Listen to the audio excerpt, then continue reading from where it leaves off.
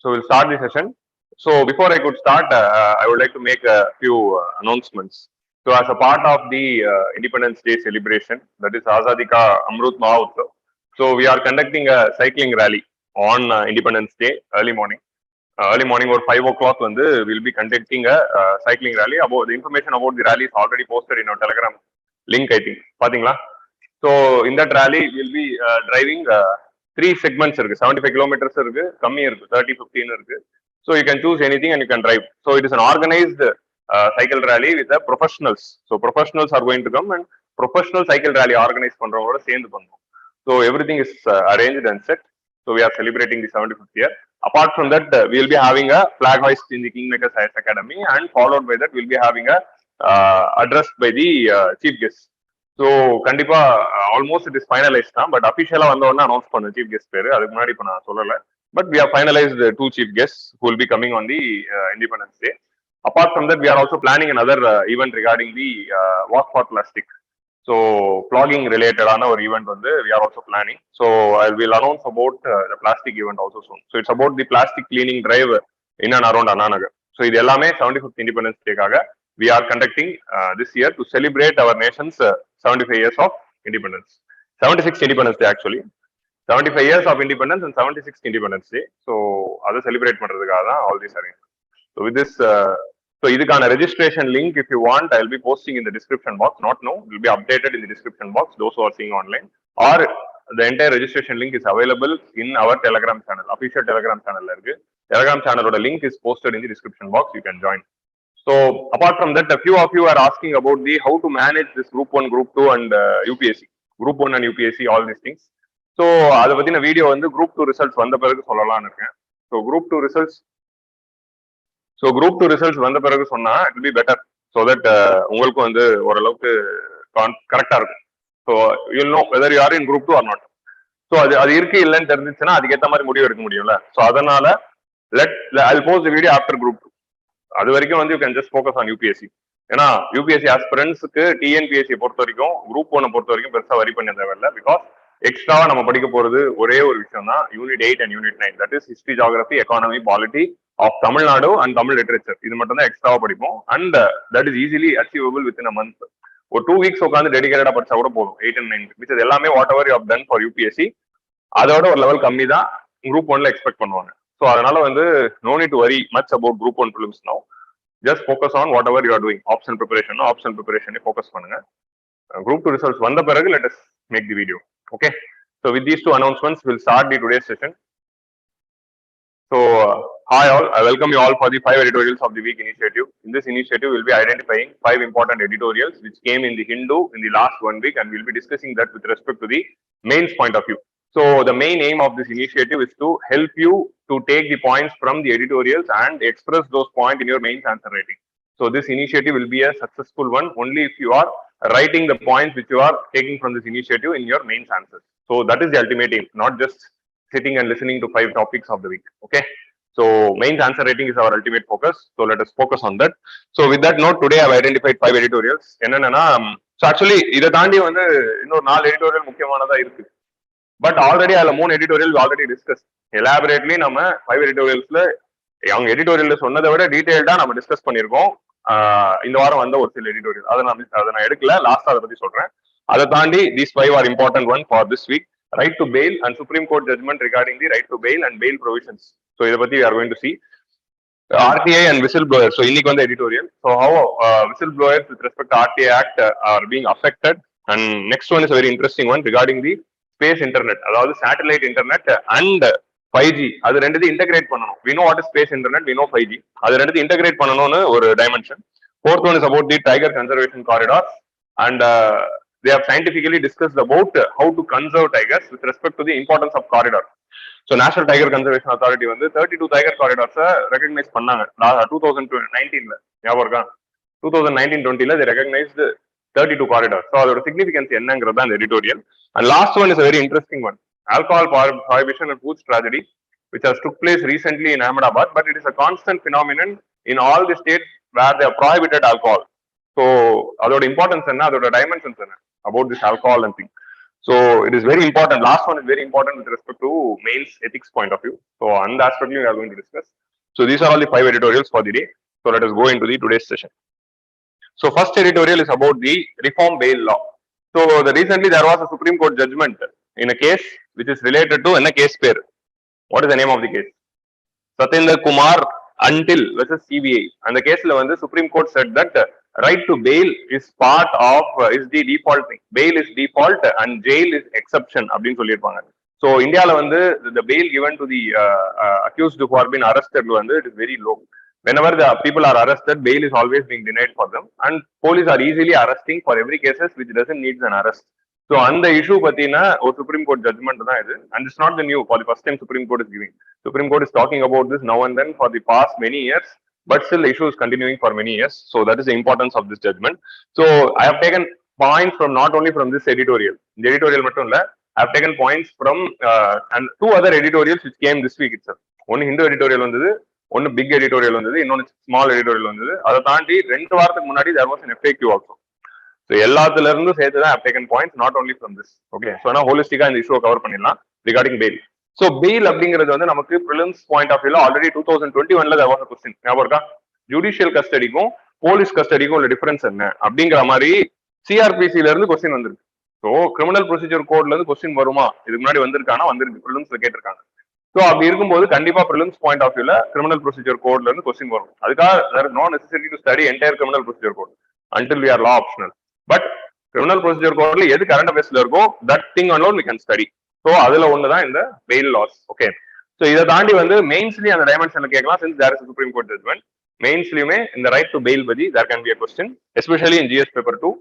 So on the dimension we are going to discuss. GS2 we are having this direct topic called executive and judiciary, functioning of executive and judiciary. So criminal procedure code is a place where both executive and judiciary come together. Correct? So when a crime is happening, police is arresting a person, that is part of executive, and judiciary is giving the judgment, which is part of judiciary. So executive and judiciary only say criminal procedure code. So adanaல it is directly relevant to the syllabus. Clear? So Satendra Kumar Until and CBI கேஸ்ல right to bail is the essential part of the citizens அப்படின்னு சொல்லியிருக்காங்க. Fundamental ரைட்னு சொல்ல essential part அப்படின்னு சொல்லியிருக்காங்க. So இந்த கேஸ்ல என்ன சொல்லியிருக்காங்கன்னா there is very low conviction rate. So supreme court இந்த ஜட்மெண்ட்ல என்னென்ன விஷயங்கள் சொன்னாங்க அப்படிங்கறத ஃபர்ஸ்ட் பார்த்துடலாம், அப்புறம் பெயில் பத்தி பார்ப்போம். There is very low conviction rate. Number of people who are being arrested, number of people finally who are getting convicted, இவங்க தான் கிரைம் பண்ணாங்க அப்படிங்கிறதுக்கும் that is very low. And arbitrary detention நிறைய இருக்கு. Arbitrary detention police they are taking a discretion. So எப்போ ஒருத்தரை arrest பண்ணலாம் அப்படிங்கிறதுல so எப்போ ஒருத்தருக்கு பெயில் கொடுக்கலாம், ஸோ அதுக்கு ஒரு சில கண்டிஷன்ஸ் இருக்கு. when a person can be given bail, when a person cannot be given bail. If police thinks that if this person is released and if this person will go and disrupt the witnesses, சாட்சிகளை அழிக்க நினைப்பாரு அப்படிங்கிற மாதிரியும், அடுத்த court ஹியரிங்கும் அடுத்த விசாரணைக்கும் கூப்பிட்டா வரமாட்டாரு அப்படிங்கிற ஒரு, so if is not coming back or if is disrupting the witness or he will leave the country or he will further commit few other crime. So ஒரு மர்டரா இருந்தா இன்னொரு சில மர்டர் பண்ணிடுவாரு. ஸோ அந்த மாதிரி ஏதாவது ஒரு கண்டிஷன்ஸ் இருந்ததுன்னு போலீஸ் நினைச்சா they can deny bail. உங்களுக்கு புரியுதா? அதே மாதிரி police is telling that it is possible, judge கிட்ட சொன்னார்னா judge can deny the bail. So இந்த இடத்துல there is an element of discretion. So அந்த எலிமெண்ட் ஆஃப் டிஸ்கிரிஷன்ஸ் இருக்கிறதுனால ஆர்பிட்ரரி அரெஸ்ட் இருக்கு. ஸோ இந்த provision it is being used for in many cases harassment purposes use பண்றாங்க. harassment purpose to harass the person by arresting them and bringing them into the law enforcement and putting them in jail without giving a bail. So bail இல்லாம எத்தனையோ பேர் ஜெயில இருக்காங்க. So arbitrary detention நிறைய டைம்ல நடக்குது without following the rule of law. And colonial இது ஜட்ஜ்மெண்ட்ல சொன்னதுதான். All these words are said in the judgment. So in the way the police are handling bail is showing the colonial mindset. So நம்மளோட police பிரிட்டிஷோடைய inheritance. So British timeல British wanted to harass Indian freedom fighters. So Indians who are asking for freedom, அதுக்காக police was harsh and police was repressive against Indian freedom fighters. அதே police department இண்டிபெண்டன்ஸ்க்கு அப்புறம் வந்ததுனால நம்ம Indians போலீஸ்குள்ள வந்தாலும் the culture is continuing. Still police is being, police should be friendly. நம்ம தாசில்தாரை பார்த்தாலும் ஒரு கலெக்டரை பார்த்தாலும் பயப்படுறோமா? கிடையாது. ஆனா யாரை பார்த்தா பயப்படுறோம்? போலீஸை பார்த்தா பயப்படுறோம். ஒரு விஏ பார்த்தா பயப்படுறோமா? கிடையாது. ஆனா போலீஸை பார்த்தா பயப்படுறோம். ஏன்? ரெண்டு பேருக்கு என்ன வித்தியாசம்? there is no difference between a VAO or a police or a RI or a tahsildar. Everyone are just government servants. But போலீஸை பார்த்தா பயம் வரும். ஏன்னா Police வந்து அந்த colonial mindsetல they are functioning, they are telling that they are thinking that they are having all powers to harass any citizen. So அந்த colonial mindset is continuing, that is one thing. And police state, so it is giving an appearance that India is becoming a police state. Police state, welfare state அப்படிங்கிறது பாலிட்டில படிச்சிருப்பீங்க. Welfare state na it is working for the development of the people. Police state na it is just focusing on the law and order enforcement. Police ஓட வேலை, government ஓட வேலை law and order enforcement மட்டும்தான், டெவலப்மெண்ட்லாம் கிடையாது அப்படின்னு இருக்கிறது தான் police state. All the dictatorship countries இவங்க எல்லாருமே போலீஸ் ஸ்டேட்டா தான் இருப்பாங்க, like British government how they were. So article 21 of the கான்ஸ்டிடியூஷன்ல ஆர்டிகல் 21 ஆஃப் தி கான்ஸ்டிடியூஷன்ல ரைட் டு லைஃப் அப்படிங்கிறதுக்குள்ள இன்டைரக்டா they have interpreted that bail is a rule and jail is an exception. So right to bail is fundamental right சொல்ல article 21ல right to life இருக்கு. அந்த right to life உள்ளதான் வந்து fail கொடுக்கணும் அப்படின்னு இருக்கு அப்படின்னு சொல்லியிருக்காங்க. அந்த வேர்ட் அப்படி சொல்லலாம், but they have said like this, bail is rule and jail is exception. எப்போ ஒரு அரசு நடந்தாலும் பெயில் தான் is the actual rule. Rare கேஸ்ல தான் பெயில் டினை பண்ணணும். நம்ம ஊர்ல எப்படி இருக்குன்னா every time bail is denied and rare கேசஸ்ல தான் பெயில் வந்து கொடுக்கப்படுது. So that is the condition which is happening, that we have to note down.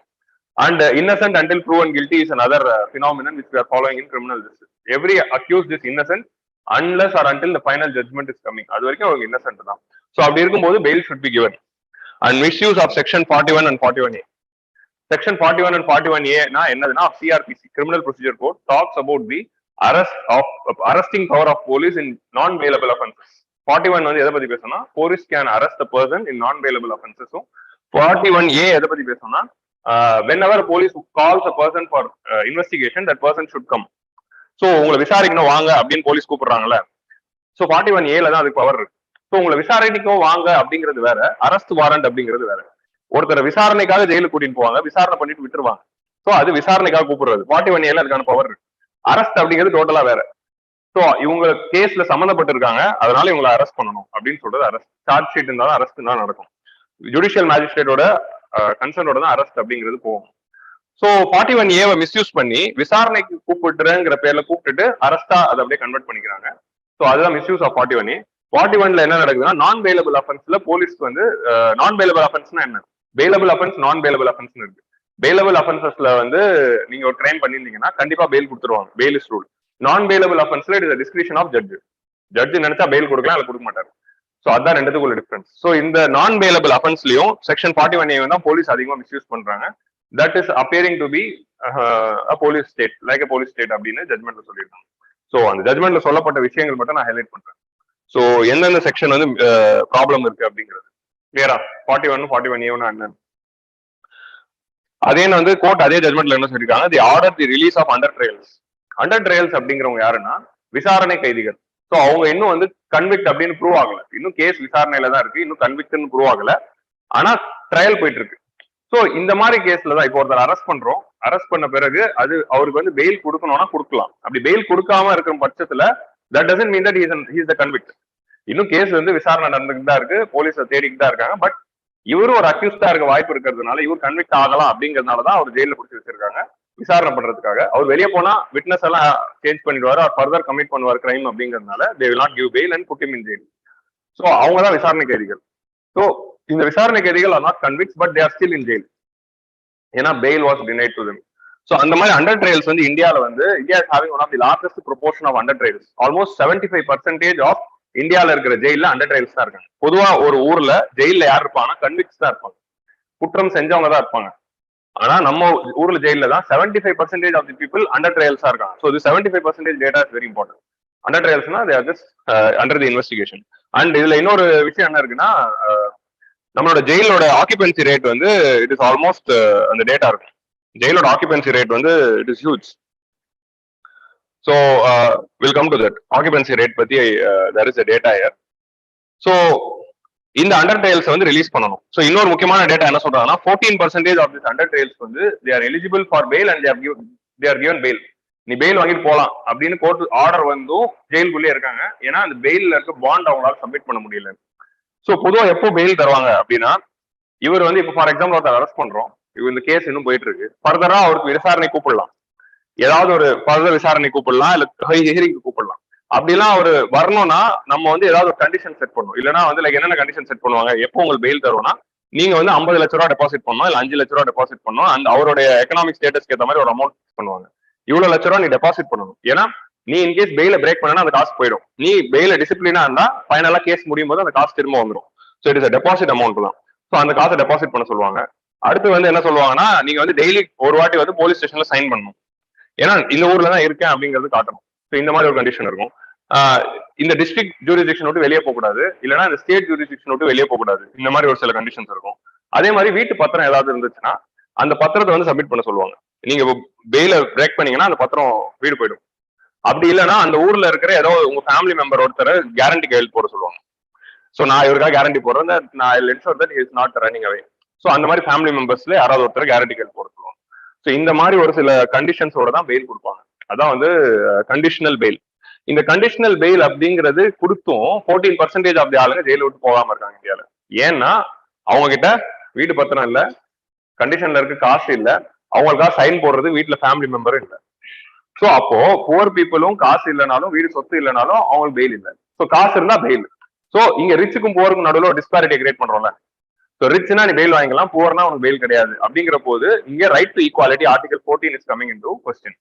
So அதுதான் இங்க இருக்கிற ஒரு மிகப்பெரிய இஷ்யூ. ஸோ அந்த மாதிரி பெயில் பாண்ட் கட்ட முடியாம பெயில் கிடைச்சும் வெளியே போகாம இருக்கிற எல்லாரையும் ரிலீஸ் பண்றதுக்கு ஏதாவது ஒரு வழி பண்ணுங்க அப்படின்னு ஜட்மெண்ட்ல சொல்லிருக்காங்க. கிளியரா? இந்த இஷ்யூ புரிஞ்சுச்சா எல்லாருக்கும்? So and they have ordered the government to enact the bail law. பெயிலுக்காக தனியா ஒரு லா கொண்டு வாங்க. இப்போதைக்கு நம்மளோட பெயில்லாம் எப்படி ரெகுலேட் பண்றாங்கன்னா சிஆர்பிசி தான். சிஆர்பிசில செக்ஷன் 41 and 41A, அதே மாதிரி வந்து செக்ஷன்ல 436, 437 and 438 இந்த 3 செக்ஷன்ஸ்ல தான் வந்து அவர் bail law is been regulated. கிளியரா? ஸோ இந்த இந்த இந்த சிஆர்பிசி மட்டும் டிபெண்ட் பண்ணி இல்லாம you also follow the create a new law. ஏன்னா யூகேல வந்து there is a law specially for bail. So அந்த மாதிரி யூகேல ஒரு பெயில் லா தனியா இருக்க மாதிரி இந்தியாவிலேயே ஒன்று கிரியேட் பண்ணுங்க அப்படின்னு சொல்றாங்க. டினேயல் ஆஃப் பெயிலுக்கு வந்து கண்டிஷன்ஸ் டீடைலா கொடுத்துருப்பாங்க யூகே லால. இந்த கண்டிஷன்ல மட்டும் தான் டினை பண்ணணும்.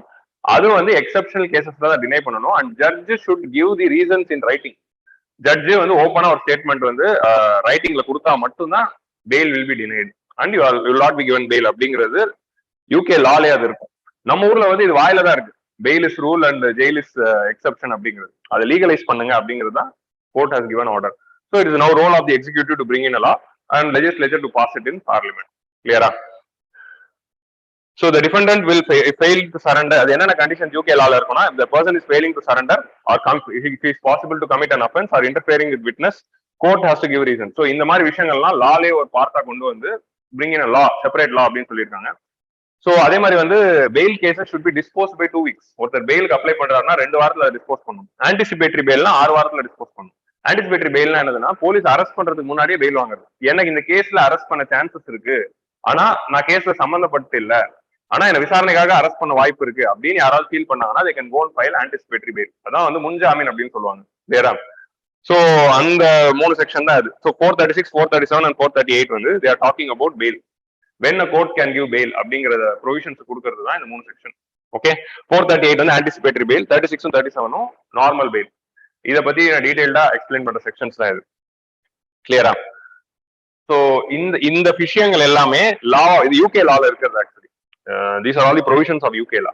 2 வீக்ஸ்ல பெயில் கொடுக்கணும், 6 வீக்ஸ்ல ஆன்டிசிபேட்டரி பெயில் கொடுக்கணும் அப்படிங்கிறது லால பார்ட்டா கொண்டு வந்து இந்தியாவில லா கொண்டு வாங்க அப்படின்னு சொல்றாங்க. உங்களுக்கு லாஜிக் புரியுதா? இது இந்தியா லா இல்ல, யூகேல இருக்கிற மாதிரி இந்த 2 வீக்ஸ் டைம் பீரியட், நம்ம இன்சாலன்சி அண்ட் பேங்க்ரப்சி கோட்ல ஒரு டைம் பீரியட் கொடுக்குறாங்கல்ல, அந்த மாதிரி ஒரு டைம் பீரியடோட லா கொண்டு வாங்க அப்படின்றாங்க. 75% of the prisoners are under trial and prison occupancy rate is 118. So ஜெயில 100 பேர் தான் இருக்க முடியும்னா 118 பேர் இருக்காங்க நம்ம ஊர் ஜெயில. இந்தியாவோட ஜெயில் ஆக்குபென்சி ரேட் இஸ் 118. அதுல 75% வந்து அண்டர் ட்ரையல்ஸ். ஸோ அப்ப புரியுதா, நம்ம ஜெயில் வந்து கன்ஜஸ்டடா இருக்கு. 100 பேர் இருக்க வேண்டியது 118 பேர் தான் எப்படி இருக்கும். எக்கனாமிக் சர்வே கிளாஸ்ல உங்களுக்கு எப்படி இருந்ததுங்க? ஸோ இந்த ரூம் எப்படி இருந்ததோ அந்த மாதிரி அப்படிதான் நம்ம ஜெயில் இருக்கு. ஓகே. ஸோ ஏன்னா க்ரௌட் அதிகமானதுனால. ஸோ பேசிக் ரிசோர்சஸ் வந்து it should be distributed among many பீப்புள்ல. ஸோ அதனால வந்து ஜெயில வந்து அவங்களுக்கு கொடுக்குற சாப்பாடு ஒழுங்கா இருக்காது, தூங்குற வசதிகள் இருக்காது, ஆல் தி கன்விக்ட்ஸ்க்கு வந்து சரியான ஒரு அட்மாஸ்பியர் இருக்காது ஜெயில. The occupancy rate is high. So 75% of the prisoners under trials. அவங்க எல்லாரையும் ஐடென்டிஃபை பண்ணி அவங்களை எல்லாரையும் ரிலீஸ் பண்ணுங்க, பெயில் கொடுத்து. ஏதோ பெயில் கொடுத்து ரிலீஸ் பண்ணுங்க, இல்ல கோர்ட் கேஸ் சீக்கிரமா முடியுங்க. இந்த 75% அண்டர் ட்ரையல்ஸ் எத்தனை பேர் இருக்காங்க தெரியுமா? அவங்களோட கேஸ் எல்லாம் 2 வருஷமா 3 வருஷமா 5 வருஷமா 8 வருஷமா பேக்லாக்ல இருக்கு. சோ ஒருத்தர் வந்து விசாரணை கைதியாவே 20 வருஷமா ஜெயில இருந்திருக்காரு இந்தியால. அவர் வந்து அண்டர் ட்ரையல்ல 20 வருஷம் இருந்து 20 வருஷம் கழிச்சு அவர் வந்து இன்னசென்ட் அப்படின்னு சொல்லி ரிலீஸ் பண்ணாங்க. 20 வருஷம் வாழ்க்கை போயிடுச்சு. இது கவர்மெண்ட் என்ன பதில் இருக்கு அவருக்கு? ஸோ இந்த மாதிரி நிறைய பேர், I'm not talking about this case, இது மகாராஷ்டிராவில் நடந்த ஒரு ரேண்டம் கேஸ் சொல்றேன். ஸோ ராஜீவ்காந்தி கேஸ்ல தேவர் கன்விக்ஸ் தான். நான் சொல்றது மகாராஷ்டிராவில் நடந்த ஒரு கேஸ்ல 20 வருஷம் அண்டர் ட்ரையலாவே இருந்தார், விசாரணையாவே போயிட்டு இருக்கு.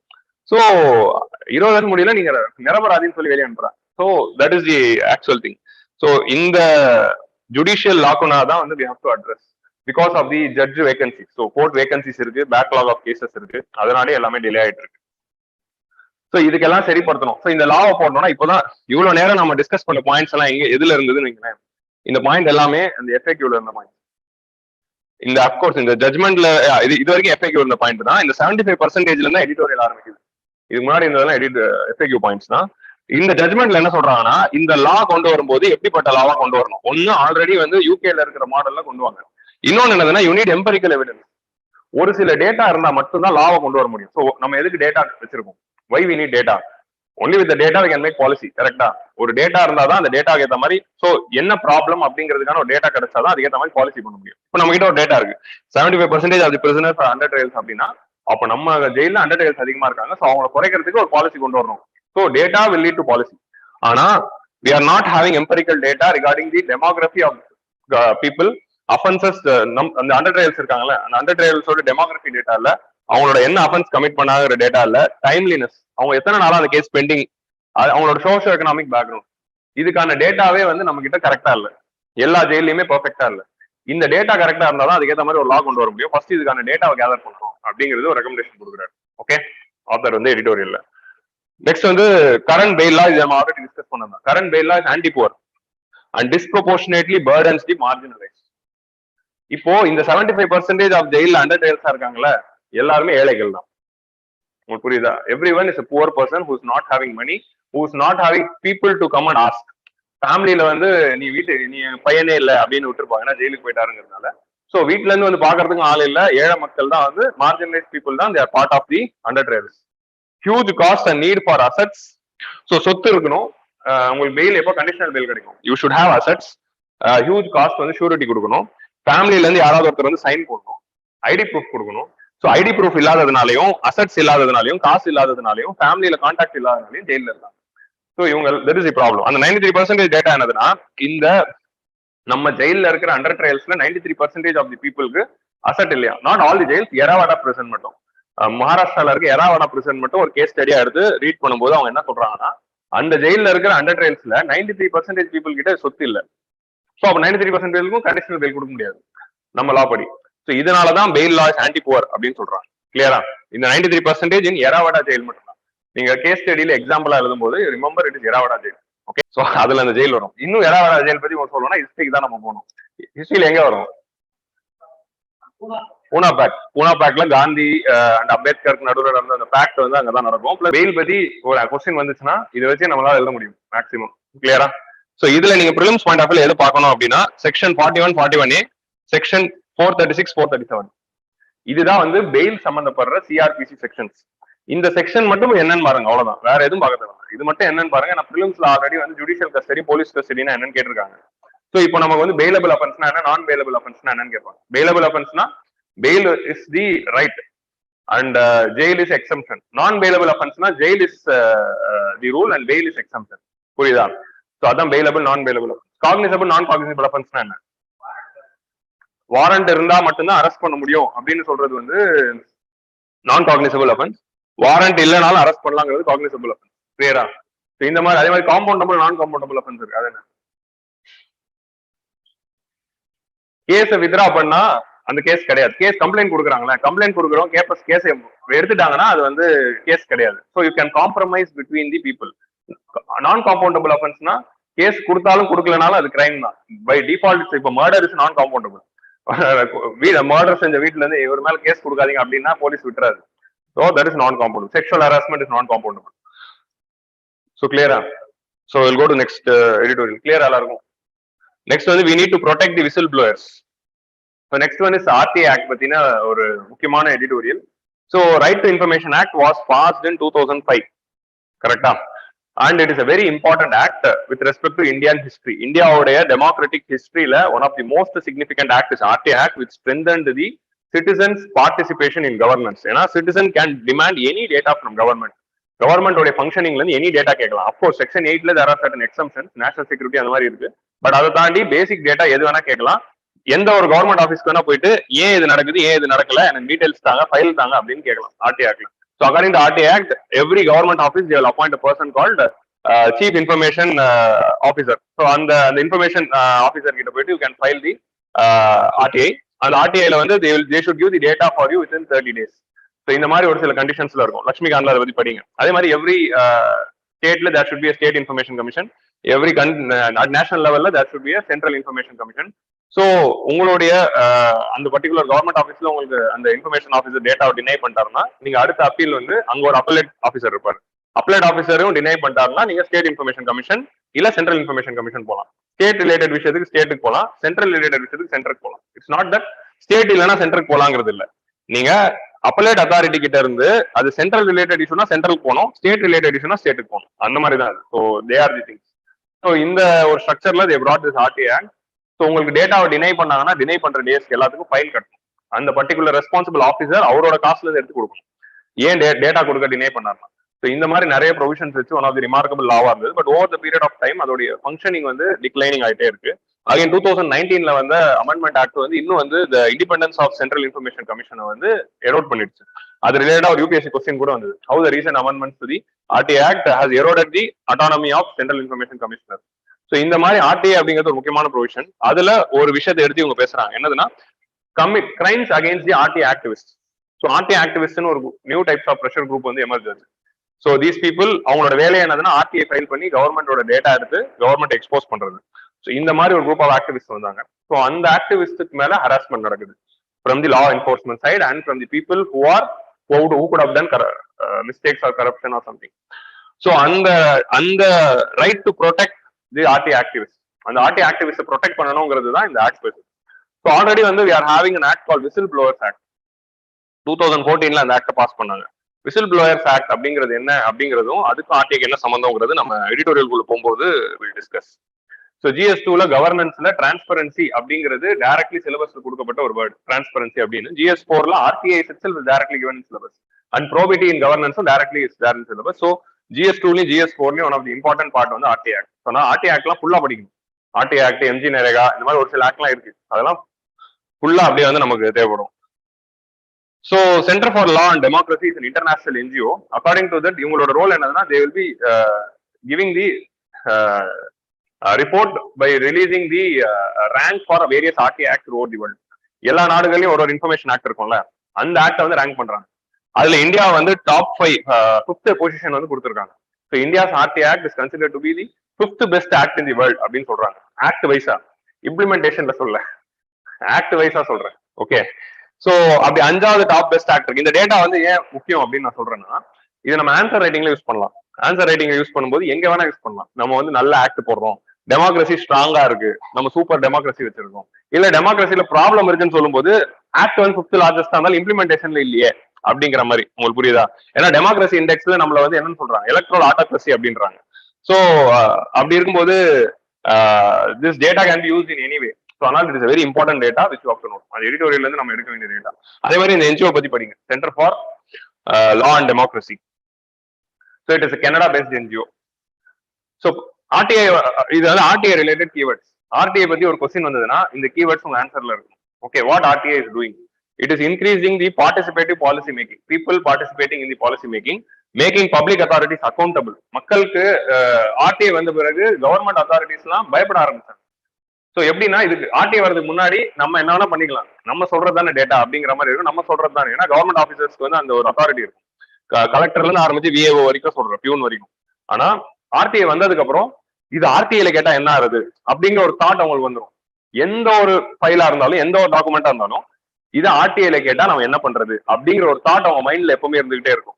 அந்த பயத்திலேயே வந்து 100% எல்லாரும் நல்லது செய்யறாங்கன்னு சொல்ல, அந்த பயம் வந்து it is acting as a deterrent on most of the government officers to follow probity in governance.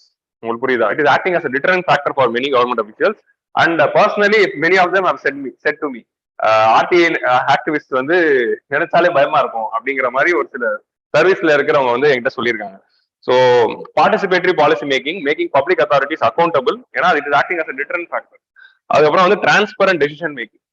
So மக்களுக்கு வந்து என்ன, ஏன் இப்போ வந்து ஃபார் எக்ஸாம்பிள் ஏன் இந்த முடிவு எடுத்தீங்க அப்படின்னு நீங்க ஆர்டிஐ கேட்டீங்கன்னா ஏன் எடுத்தீங்கன்னு சொல்லணும் அந்த ஆஃபீஸர். ஸோ அதனால டிரான்ஸ்பரண்ட் டெசிஷன் மேக்கிங், மக்களுக்கு வந்து ஏன் இந்த கான்ட்ராக்ட் இந்த கான்ட்ராக்டருக்கு போச்சு, ஏன் இந்த ரோடு கான்ட்ராக்ட் அவருக்கு போச்சு, ஸோ அந்த விஷயம் வந்து அவர் சொல்லிதான் ஆகணும். ஸோ அந்த மாதிரி வந்து it has given and it has help to uncover the misgovernance from panchayat level to parliament level. பஞ்சாயத்துல வந்து பார்லிமெண்ட் லெவல் வரைக்கும் நடந்த ஏகப்பட்ட கரப்ஷன்ஸ் வந்துருக்கு. ஸோ 2005 ஆர்டிஐ ஆக்ட வந்து ஒரு டெமோக்ராட்டிக் ரிஃபார்மா வந்து கொண்டு வந்த அதே கவர்மெண்ட் அதே ஆர்டிஐ ஆக்ட்னால வெளியே வந்து ஒரு சில விஷயங்கள்னாலதான் கவுந்து போச்சு 2014. ஸோ அந்த அளவுக்கு ஒரு பவர்ஃபுல்லான act. So panchayat to parliament வரைக்கும் it has created the impact. But இதோட இம்ப்ளிமெண்டேஷன்ல ப்ராப்ளம் இருக்கு. ஆர்டிஐல ஏகப்பட்ட ப்ராப்ளம் இருக்கு. அதுல ஒரு ப்ராப்ளம் தான் இங்க நம்ம பேசுறோம். உங்களுக்கு புரியுதா? It's not the entire about RTI. ஆர்டிஐல இருக்கிற ஏகப்பட்ட ப்ராப்ளம்ல ஒரு ப்ராப்ளம் என்னன்னா RTI activist are being harassed. அந்த ப்ராப்ளம் பத்தி தான் we are going to see. 100 RTI activists died since 2005 and அந்த 100ல வந்து 5 வந்து சூசைட்ஸ். ஓகே, 20 அந்த 100ல 20 பேர் வந்து பீகார். இது வரைக்கும் ஆர்டிஐ வந்து எத்தனை வருஷம் ஆகுது? 15-17 வருஷம் ஆயிடுச்சு. 17 இயர்ஸ்ல 100 பேர் இது வரைக்கும் கொல்லப்பட்டிருக்காங்க ஆர்டிஐ கேட்கிற ஆக்டிவிஸ்ட். இது it's very important data where we can use in the answer writing. 100 RTI activists have died, அதுல 5 வந்து suicides and 20 are from Bihar அப்படிங்கிறது இந்த எடிட்டோரியல் இருந்து எடுத்திருக்கோம். Most of these cases are related to the information under proactive disclosure norm.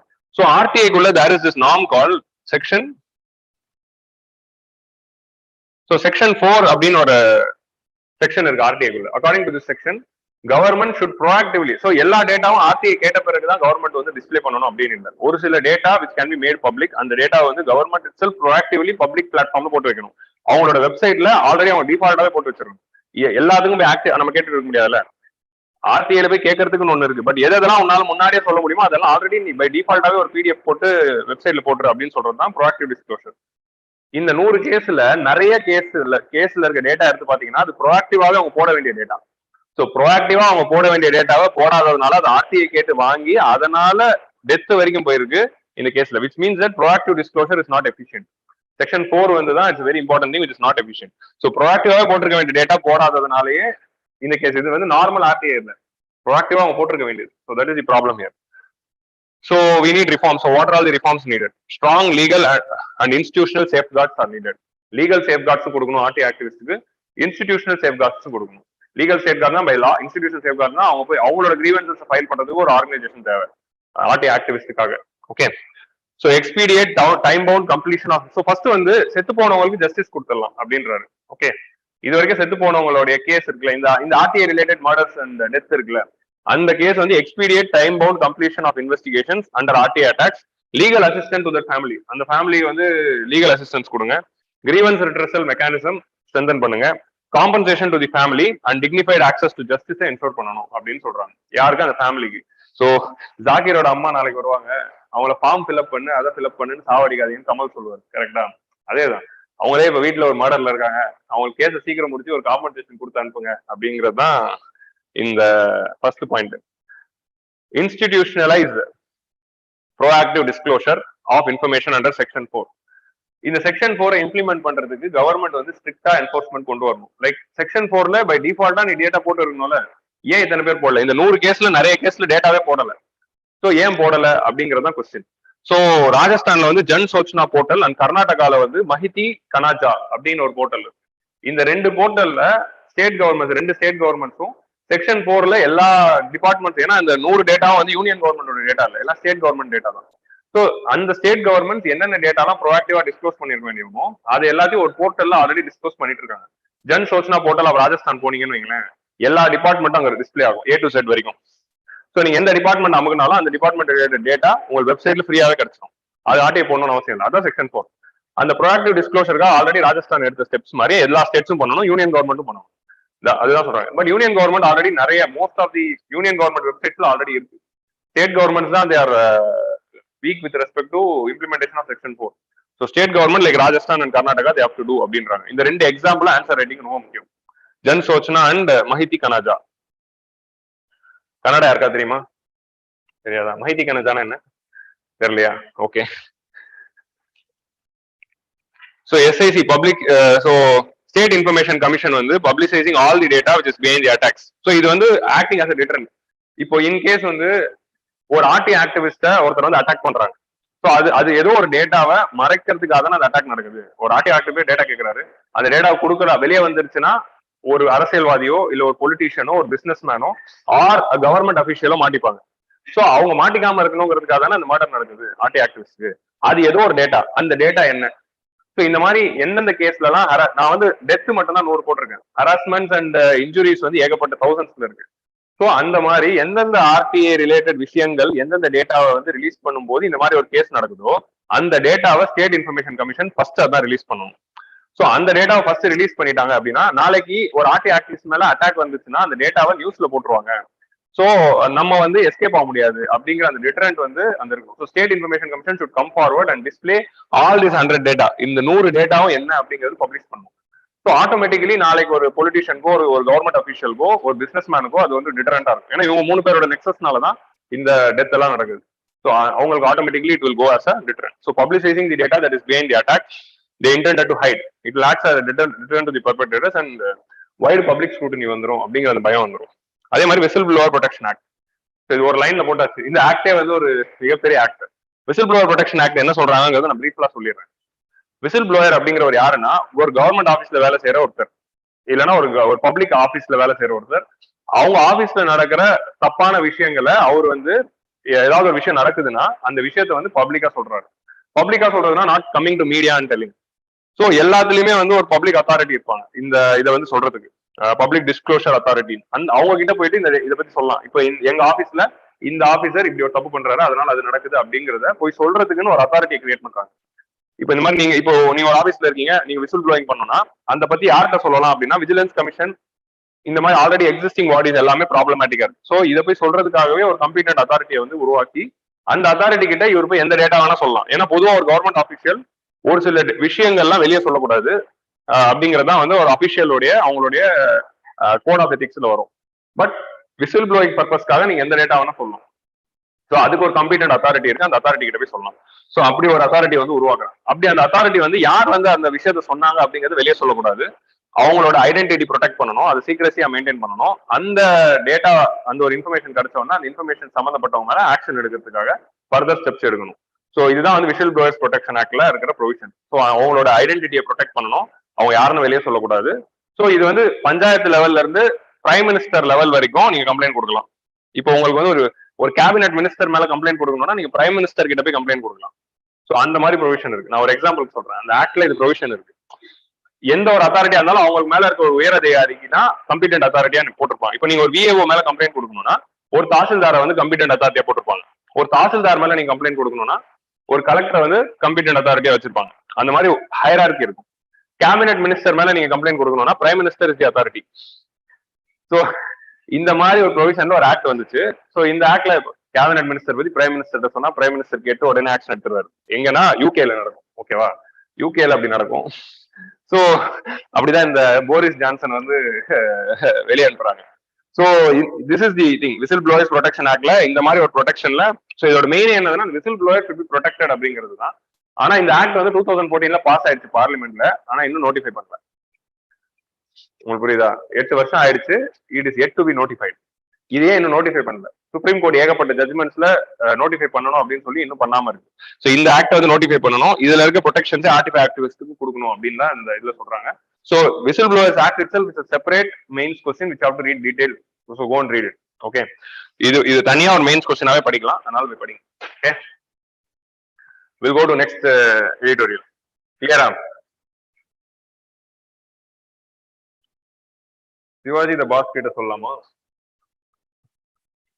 Office ரூம்ல wait பண்ணுங்க, பார்த்துட்டு Sivaji the pass இருக்கு. நமக்கு இவங்க இருக்காங்கல்ல, இந்தியன் படத்துல சேனாபதி இருக்காரு, அந்நியன் படத்துல வர அந்நியன் இருக்காரு, சங்கர் படத்துல நிறைய ஹீரோஸ் இருக்காங்கல்ல, முதல்வன் படத்துல இருக்கிற புகழேந்தி இருக்காரு. அந்த மாதிரி யார்ட்டையும் சொல்லலாம். ஓகே, என்வாரன்மெண்ட்டை டிஸ்ட்ராய் பண்ணாங்கன்னா நம்ம போய் பக்ஷிராஜன் கிட்ட சொல்லலாம். எல்லா சங்கர் படத்துலயும் வந்து ஒரு ஆக்டிவிஸ்ட் இருக்காரு. Path to global connect. So this very interesting editorial. ஸோ நம்ம கிட்ட வந்து கம்யூனிகேஷன் நெட்வொர்க்ல 2 வகை இருக்கு. ஒன்னு வந்து 5G. 5Gங்கிறது terrestrial network. டெரஸ்ட்ரியல் அப்படின்னா என்னதுன்னா ஆப்டிகல் ஃபைபர் மூலமா கனெக்ட் ஆயிருக்கும், மொபைல் டவர் இருக்கும், மொபைல் டெரஸ்ட்ரியல் லேண்ட் மூலமா உங்களுக்கு வர இன்டர்நெட் கனெக்ஷன். அது என்னது எது பிராட்பேண்டா இருக்கலாம், இல்ல ஆப்டிகல் ஃபைபரா இருக்கலாம், இல்ல மொபைல் டேட்டாவா இருக்கலாம், which is coming through the towers. இதெல்லாம் லேண்ட் மூலமா உங்களுக்கு வருது. இது டெரஸ்ட்ரியல் நெட்வொர்க். அடுத்த நெட்வொர்க் என்னதுன்னா சேட்டலைட் நெட்வொர்க், சாட்நெட். சாட்நெட்னா என்னதுன்னா low earth orbit. So low earth ஆர்பிட்னா எங்க இருக்கும்? 400 ரஃப்லி 400ல இருந்து ரஃப்லி 2000 கிலோமீட்டர் வரைக்கும் இருக்கிற ஆர்பிட் தான் லோ எர்த் ஆர்பிட்னு சொல்லுவோம். ரஃபா ஒரு இடத்துல ஒரு டெஃபினிஷன் இருக்கு. இந்த கிலோமீட்டருக்குள்ள இருக்கிற ஸ்பேஸ்ல சேட்டலைட் இருந்ததுன்னா அதுதான் லோ எர்த் ஆர்பிட் சேட்டலைட். இந்த மாதிரி லோ எர்த் ஆர்பிட் சேட்டலைட்ஸ்ல சேட்டலைட் நெட்வொர்க்கை ஃபார்ம் பண்ணி டைரக்டா சேட்டலைட்ல இருந்து இன்டர்நெட் கொண்டு வரலாம். That is satellite network. ரீசெண்டா வந்து எலான் மஸ்கோடைய ஸ்பேஸ் எக்ஸ் வந்து ஸ்டார்லிங்க் அப்படிங்கறது ஒன்று கொண்டு வந்தாங்க. அதே மாதிரி ஏகப்பட்டது இருக்கு இப்போ. இந்த மாதிரி சேட்டலைட் இப்போ ஃபார் எக்ஸாம்பிள் ப்ராஜெக்ட் கியூப்பர் அப்படின்னு அமேசான் வந்து கொண்டு வந்திருக்காங்க. ஸோ இந்த மாதிரி வந்து சேட்டலைட் மூலமா they are planning to send thousands of satellite. இப்போ வந்து ஆல்ரெடி வந்து ஒரு 2500 சேட்டலைட் வந்து ஸ்டார்லிங்க் அனுப்பியிருக்காங்க. எல்லாம் வந்து மைக்ரோ மினி சேட்டலைட்ஸ் தான். ஸோ அந்த சேட்டலைட்ஸோட கான்ஸ்டலேஷன் மூலமா டைரக்டா சேட்டலைட்ல இருந்து உங்களுக்கு டேட்டா வரும். உங்களுக்கு மொபைல் டவர் தேவையில்ல, ஆப்டிகல் ஃபைபர் தேவையில்ல, உலகமே ஒரு வைஃபைல இருந்தா எப்படி இருக்கும். ஸோ அந்த மாதிரி ஒரு வேர்ல்டுக்கே ஒரு வைஃபை மாதிரி தான் இந்த ஸ்பேஸ்ல இருந்து வரக்கூடிய நெட். ஸோ இதுதான் வந்து அந்த ஸ்டார்லிங்க் ஸ்பேஸ் எக்ஸோடைய ஐடியா. இந்த ஐடியாவை தான் வந்து ஸ்பேஸ் இன்டர்நெட் அப்படின்னு சொல்றாங்க. ஸோ இந்த ஸ்பேஸ் இன்டர்நெட் அப்படிங்கிறது தனியா இருக்கிறது ஒரு ஏரியால இருக்கு. 5G அப்படிங்கிறது டெரஸ்ட்ரியல் இன்டர்நெட். இது ரெண்டு இருக்கு. இது ரெண்டு தான் ஃபியூச்சர், கரெக்டா? ஆனா இது ரெண்டுமே தனித்தனியா இருந்தா வந்து it is not going to B effective. உங்களுக்கு டெரஸ்ட்ரியல் இப்போ ஃபார் எக்ஸாம்பிள் இப்போ ஸ்பேஸ் இன்டர்நெட் வந்துருச்சுன்னா அதுக்காக நம்ம டெரஸ்ட்ரியல் வேணாமா அப்படின்னு இல்ல, டெரஸ்ட்ரியலும் வேணும். டெரஸ்ட்ரியல் மட்டும் போதுமா, ஸ்பேஸ் வேணாமானா அப்படின்னு கிடையாது, அதுவும் வேணும். ஸோ ரெண்டுமே வேணும். ரெண்டுமே இருக்கு. இப்போ கூட ரெண்டுமே இருக்கு. ஆனா ரெண்டுமே தனித்தனியா இருக்கு, வேற வேற ஸ்டாண்டர்ட்ஸ்ல வேற வேற இருக்கு. இப்போ நீங்க ஃபார் எக்ஸாம்பிள் உங்களால வந்து இப்போ உங்ககிட்ட இருக்கிற மொபைல் மூலமா ஸ்டார்லிங்கோட இன்டர்நெட் ஆக்சஸ் பண்ண முடியாது. ஏன்னா அதுக்கான ரிசீவர் உங்க மொபைல்ல இல்ல. ஓகேவா? சோ அதுக்கு வேற ஸ்டாண்டர்ட்ஸ்ல வேற டிவைசஸ், இதுக்கு வேற ஸ்டாண்டர்ட்ல வேற டிவைஸ். ஸோ வேற ஸ்டாண்டர்டைசேஷன், வேற டிவைசஸ், வேற ப்ரோட்டோகால்ல ரெண்டுமே தனித்தனியா இயங்கிட்டு இருக்கு. ஆனா ஃபியூச்சர்ல ரெண்டுத்தையும் இன்டெகிரேட் பண்ணா அதோட dividends is going to be huge அப்படிங்கறத இந்த எடிட்டோரியல்ல சொல்றாங்க. உங்களுக்கு புரியுதா? இது வந்து சீம்லெஸ்ஸா இருக்கணும். இப்போ மொபைல் டேட்டால இருந்து வைஃபைக்கு நீங்க மாத்துறீங்களா, மொபைல் டேட்டா ஆஃப் பண்ணிட்டு வைஃபைக்கு மாத்துறீங்க, அதான் சீம்லெஸ் டிரான்ஸ்மிட். உங்களுக்கு சிக்னல்ல வேணுமா இல்ல பிராட் ஆப்டிகல் ஃபைபர்ல வேணுமா அப்படிங்கறத நீங்க மாத்துறீங்களா. டவர் கிடைக்கலன்னா உடனே வைஃபைக்கு மாத்திடுவீங்க, வைஃபை கரண்ட் ஆஃப் ஆயிடுச்சுன்னா உடனே டவருக்கு மாத்திடுவீங்க. ஸோ இந்த மாதிரி டிரான்ஸ்மிஷன் ஸ்பேஸுக்கு இருக்கணும். மூணாவதா இன்னொரு ஆப்ஷன் வந்து ஸ்பேஸ் நெட் அப்படிங்கிறது ஒன்று இருந்து அது மாத்தணும். பட் அது மாத்துறதுக்கான ப்ரொவிஷன் தான் இப்ப இல்ல. அதை இன்டெகிரேட் பண்ண சொல்றது தான் இந்த எடிட்டோரியல். ஓகே, அதை இன்டெகிரேட் பண்ணாதான் ஃபியூச்சர்ல இருக்கும். அது ஏன் இன்டெகிரேட் பண்ணணும் அப்படிங்கறத எக்ஸ்பிளனேஷன் கொடுத்துருக்காங்க. கிளியரா? So 5G and LEO SatNets. So LEO na low earth orbit, SatNets integration for future telecom. So 50% of the space economy. Space economy என்ன என்னதுன்னா ஸ்பேஸ் மூலமா எக்கனாமிக் வரக்கூடிய ஜிடிபி கான்ட்ரிபியூஷன். ஸ்பேஸ் மூலமா எக்கனாமிக் வரக்கூடிய வேர்ல்டு ஜிடிபி கான்ட்ரிபியூஷன்ல 50% of the space economy வந்து இந்த சாட்நெட்ஸோட ரெவன்யூனாலே வரப்போதான். அந்த அளவுக்கு இது ஒரு பிசினஸ் வெஞ்சரா ஃபியூச்சர்ல மாறப்போகுது. 2040ல ஒரு 1,00,000 சேட்டலைட் வந்து ஸ்பீட் வரப்போகுது. அதனால ஸ்பேஸ் டெப்ரிஸ் வந்து எல்லா சேட்டலைட்டும் அழிய போகுது அப்படிங்கிற கண்டிப்பா இது வந்து ஒரு நல்ல சைனா தெரியல. So this is Starlink. ஸ்டார்லிங்கோட ஒரு அனிமேட்டட் இமேஜ் தான். இந்த மாதிரி எர்த் மேல சுத்தி இந்த மாதிரி ஏகப்பட்ட சேட்டலைட் இருக்குல்ல, எல்லாமே ஒரு நெட்வொர்க் அண்ட் என்டையர் வேர்ல்டுக்கும் ஒரு வைஃபை கொடுக்குற மாதிரி. So and recently the Starlink game into force எப்போ? உக்ரைன் கிரைசிஸ்ல வார் நடக்கும்போது அங்க இருக்கிற டவர் எல்லாமே போன பிறகு, டேமேஜ் எல்லாம் ஆன பிறகு ஆட்டோமேட்டிக்கா என்ன பண்ணாரு Elon Musk immediately I'm opening the access of Starlink to the entire Ukraine அப்படின்னு சொல்லிட்டு உக்ரைனுக்கு ஃப்ரீ ஆக்சஸ் கொடுத்தாரு. பட் எத்தனை போன்ல அதை ஆக்சஸ் பண்ண முடிஞ்சதுங்கிறது ரெண்டாவது விஷயம். ஏன்னா அந்த டிவைசஸ் அங்க வந்திருக்கும். பட் மேபி யூரோப்ல அந்த கான்ஃபிகரேஷன் வந்திருக்கலாம். But recently it came handy during the Ukraine crisis. So அதான் இதோட ஒரு அட்வான்டேஜா பார்க்கப்படுது. ஸோ வெறும் வந்து இந்த சாட்நெட்ஸ் அப்படிங்கிறதுக்கு அதுக்கு ஒரு அட்வான்டேஜ் டிஸ்அட்வான்டேஜ் இருக்கு. அதே மாதிரி தனியா நீங்க 5G எடுத்தா அதுக்கு ஒரு அட்வான்டேஜ் டிஸ்அட்வான்டேஜ் இருக்கு. ரெண்டுத்தையும் இன்டெகிரேட் பண்ணும்போது best from both the world's எடுத்து நம்ம இன்டெகிரேட் பண்ணோம்னா அது வந்து ஒரு எக்கனாமி ஆஃப் ஸ்கேல் நம்ம கொடுத்து இட் இஸ் பிகமிங் அட்வான்டேஜஸ் அப்படின்னு they are telling. சாட்நெட்ஸ் வந்து they are non terrestrial low earth orbit satellite network. So Starlink already 2500 satellite அமைச்சாச்சு. ஒன் வெப் அப்படிங்கிறது வந்து ஏர்டெலோடது. நம்மளோட ஏர்டெலும் இன்னொரு ஃபாரின் கம்பெனியும் சேர்ந்து பண்றது தான் ஒன் வெப். அவங்க 648 சேட்டலைட் ஆல்ரெடி அனுப்பியிருக்காங்க. ஏர்டெல் வந்து இது கூடிய சீக்கிரம் பிளான்களை கொண்டு வந்துட்டு இருக்காங்க 1200 கிலோமீட்டர்ல. அதே மாதிரி ஜியோ வந்து ஒரு யூரோப்பியன் கம்பெனியோட சேர்ந்து ஃபியூச்சர் பிளான்ல பண்ணிட்டு இருக்காங்க. ப்ராஜெக்ட் கியூபருங்கிறது அமேசானோட. இந்தியாவில் இருக்க 2 பேருமே அதுல இறங்கிட்டாங்க ஆல்ரெடி. ஏர்டெல் ஆல்ரெடி அனுப்ப ஆரம்பிச்சாங்க, ஜியோ வந்து பிளானிங்ல இருக்காங்க. So this is the present satellite network which is coming under the thing. So இதை ஏன் வந்து இன்டெகிரேட் பண்ணணும் அப்படிங்கறதா இந்த எடிட்டோரியல் சொல்லுது. இப்ப ரெண்டுமே தனித்தனியா என்னன்னு புரிஞ்சுச்சா? ஸோ இது ஏன் இன்டெகிரேட் பண்ணணும்? ஏன் இன்டெகிரேட் பண்ணணும்னா இப்போ சேட்டலைட் நெட்வொர்க் எல்லாமே வந்து லோ எர்த் ஆர்பிட்ல ஆல்ரெடி வந்து இந்த கான்செப்ட் இல்லையானா இருக்கு. ஜியோ ஸ்டேஷனரி சேட்டலைட் மூலமா சேட்டலைட் போன் அப்படின்னு ஒண்ணு இருக்கு, கேள்விப்பட்டிருக்கீங்களா? இந்த செயலர்ஸ் எல்லாம் யூஸ் பண்ணுவாங்க. நடுக்கடலுக்கு போற ஷிப்ல இருக்க செயலர்ஸ் எல்லாம் நடுக்கடல்ல டவரா இருக்கு, எப்படி அவங்களுக்கு சிக்னல் வரும்?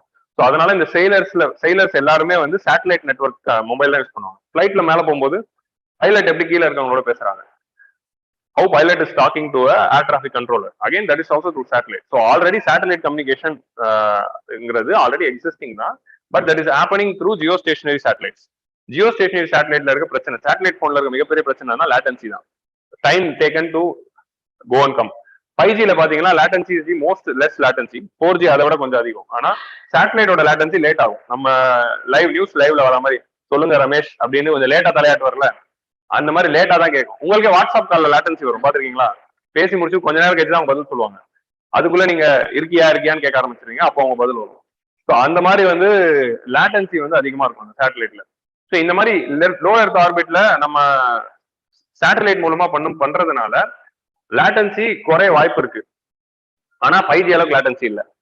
ஸோ லேட்டன்சி அப்படின்னு பார்த்தா 5G பெஸ்டா இருக்கு சேட்டலைட்டை விட. ஸோ இந்த மாதிரி இது ஒரு சில விஷயத்துல அட்வான்டேஜா இருக்கும், இது ஒரு சில விஷயத்துல அட்வான்டேஜா இருக்கும். ஆனா 5G வந்து எல்லா இடத்துக்கும் போக முடியுமா? இப்போ வந்து ஒரு ஹில்லி டெரைன்லயோ ரூரல் ஏரியாலயோ 5G வருமா? ரூரல் ஏரியால 3G கூட இன்னும் வரல, இன்னும் வந்து ஈல தான் இருக்குங்க, 4G கூட வராது.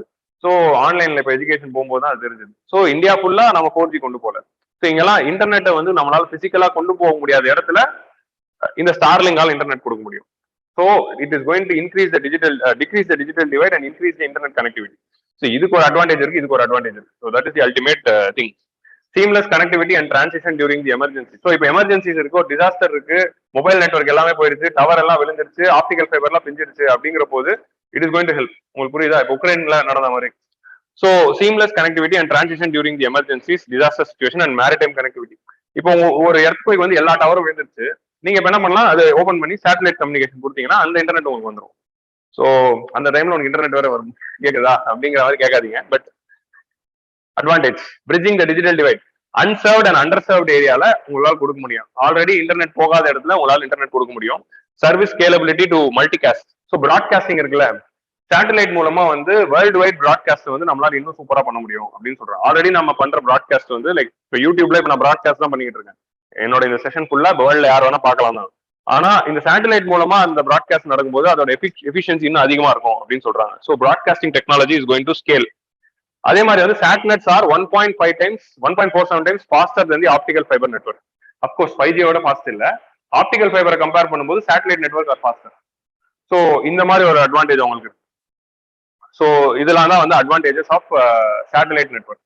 பட் 5G அப்படிங்கிறதுக்கான அட்வான்டேஜஸ் அது தனி அட்வான்டேஜ். லேட்டன்சி ரொம்ப கம்மி, இருக்கிறதுல highest speed. So it is you can do processing content வந்து அதிகமா பண்ணலாம். Like for example artificial intelligence அல்காரிதம்லாம் உங்களால 5Gல ரன் பண்ண முடியும். ஸோ அந்த அளவுக்கு வந்து ஒரு கேப்பபிலிட்டி இருக்கும் 5Gல. ஸோ ரெண்டுத்தையும் இன்டகிரேட் பண்ணணும்ன்றாங்க. So what are all issues no? So ஃபியூச்சர்ல இதனால என்ன இஷ்யூ வரப்போகுது இந்த இன்டகிரேஷன்ல அப்படின்னா, ஃபியூச்சர்ல if you are going to depend on the satellite communication, space debris is going to be very big problem. Already வந்து ஸ்பேஸ் டெப்ரீஸ் அப்படிங்கிறது ஒரு மிகப்பெரிய ப்ராப்ளமா இருக்கு. எப்போ வேணாலும் இந்த டெப்ரி வந்து எக்ஸிஸ்டிங் சேட்டலைட் ஹிட் பண்ணிச்சு, ஒரு சின்ன போல்ட் வந்து ஹிட் பண்ணாலும் that will lead to huge explosion because of the speed at which it is travelling.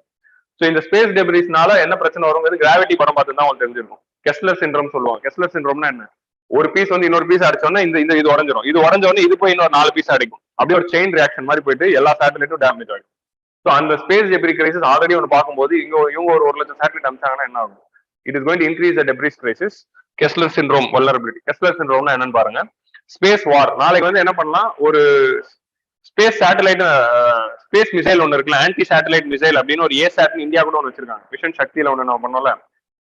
Space மிசைல்னா என்னதுன்னா, வானத்துல இருக்க சேட்டலைட்டை டெஸ்ட்ராய் பண்ற மாதிரி ஒரு மிசைல்ஸ் எல்லாம் டெவலப் பண்ண ஆரம்பிச்சு. நாளைக்கு நம்ம இன்னொரு கண்ட்ரிக்கு வார் வரும்போது ஆட்டோமேட்டிக்லி வார் வந்து ஸ்பேஸுக்கு போயிடும். ஏன்னா அவங்க ஒரு சேட்டலைட் எல்லாம் டெஸ்ட்ராய் பண்றது நம்ம இங்க இருந்து மிசைல் அனுப்பும்.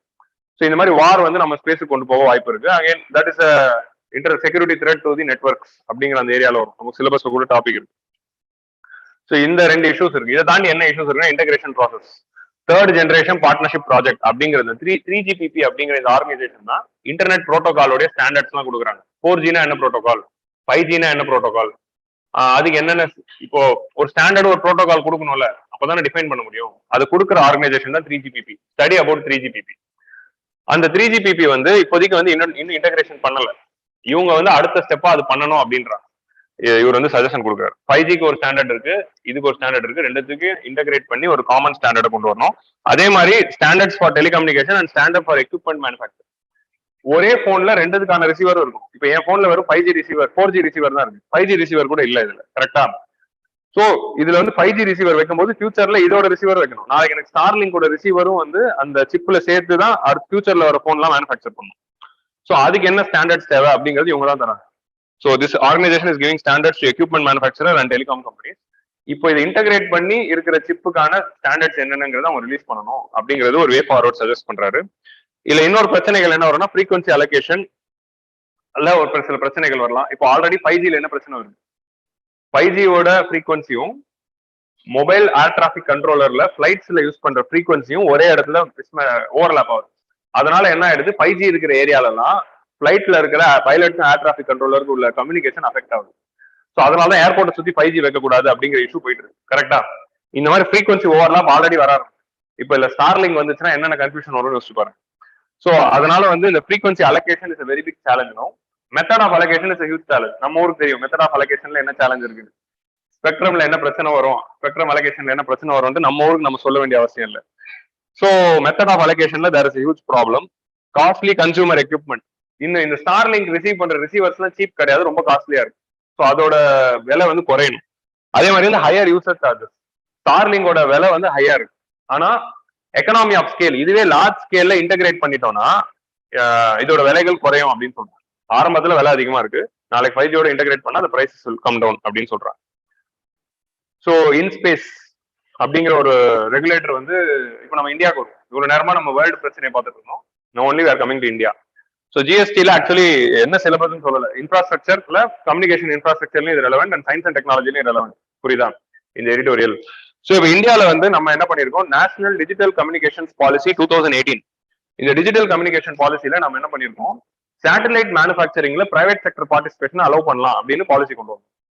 இது வரைக்கும் சேட்டலைட் எல்லாம் இந்தியாவில் யார் மேனுஃபேக்சர் பண்ணியிருந்தா, இஸ்ரோ மட்டும் தான் பண்ணிட்டு இருப்பாங்க. It was there monopoly. 2018ல இந்த பாலிசி மூலமா தான் நம்ம என்ன பண்ணோம், private sector should be part of satellite manufacturing அப்படிங்கறத கொண்டு வந்தோம். அதை பிரைவேட் செக்டர் கொண்டு வராங்க அப்படின்னா இஸ்ரோ கிட்ட ஆல்ரெடி இருக்கிற டெக்னாலஜி எல்லாம் பிரைவேட் செக்டர் கிட்ட கொடுக்கறதுக்காக நம்ம என்ன ஒரு பாடி ஆரம்பிச்சோம், நேஷனல் ஸ்பேஸ் லிமிடெட் அப்படிங்கிற அந்த company, new space India limited அப்படிங்கிற அந்த கம்பெனி வந்து நம்ம ஆரம்பிச்சோம்.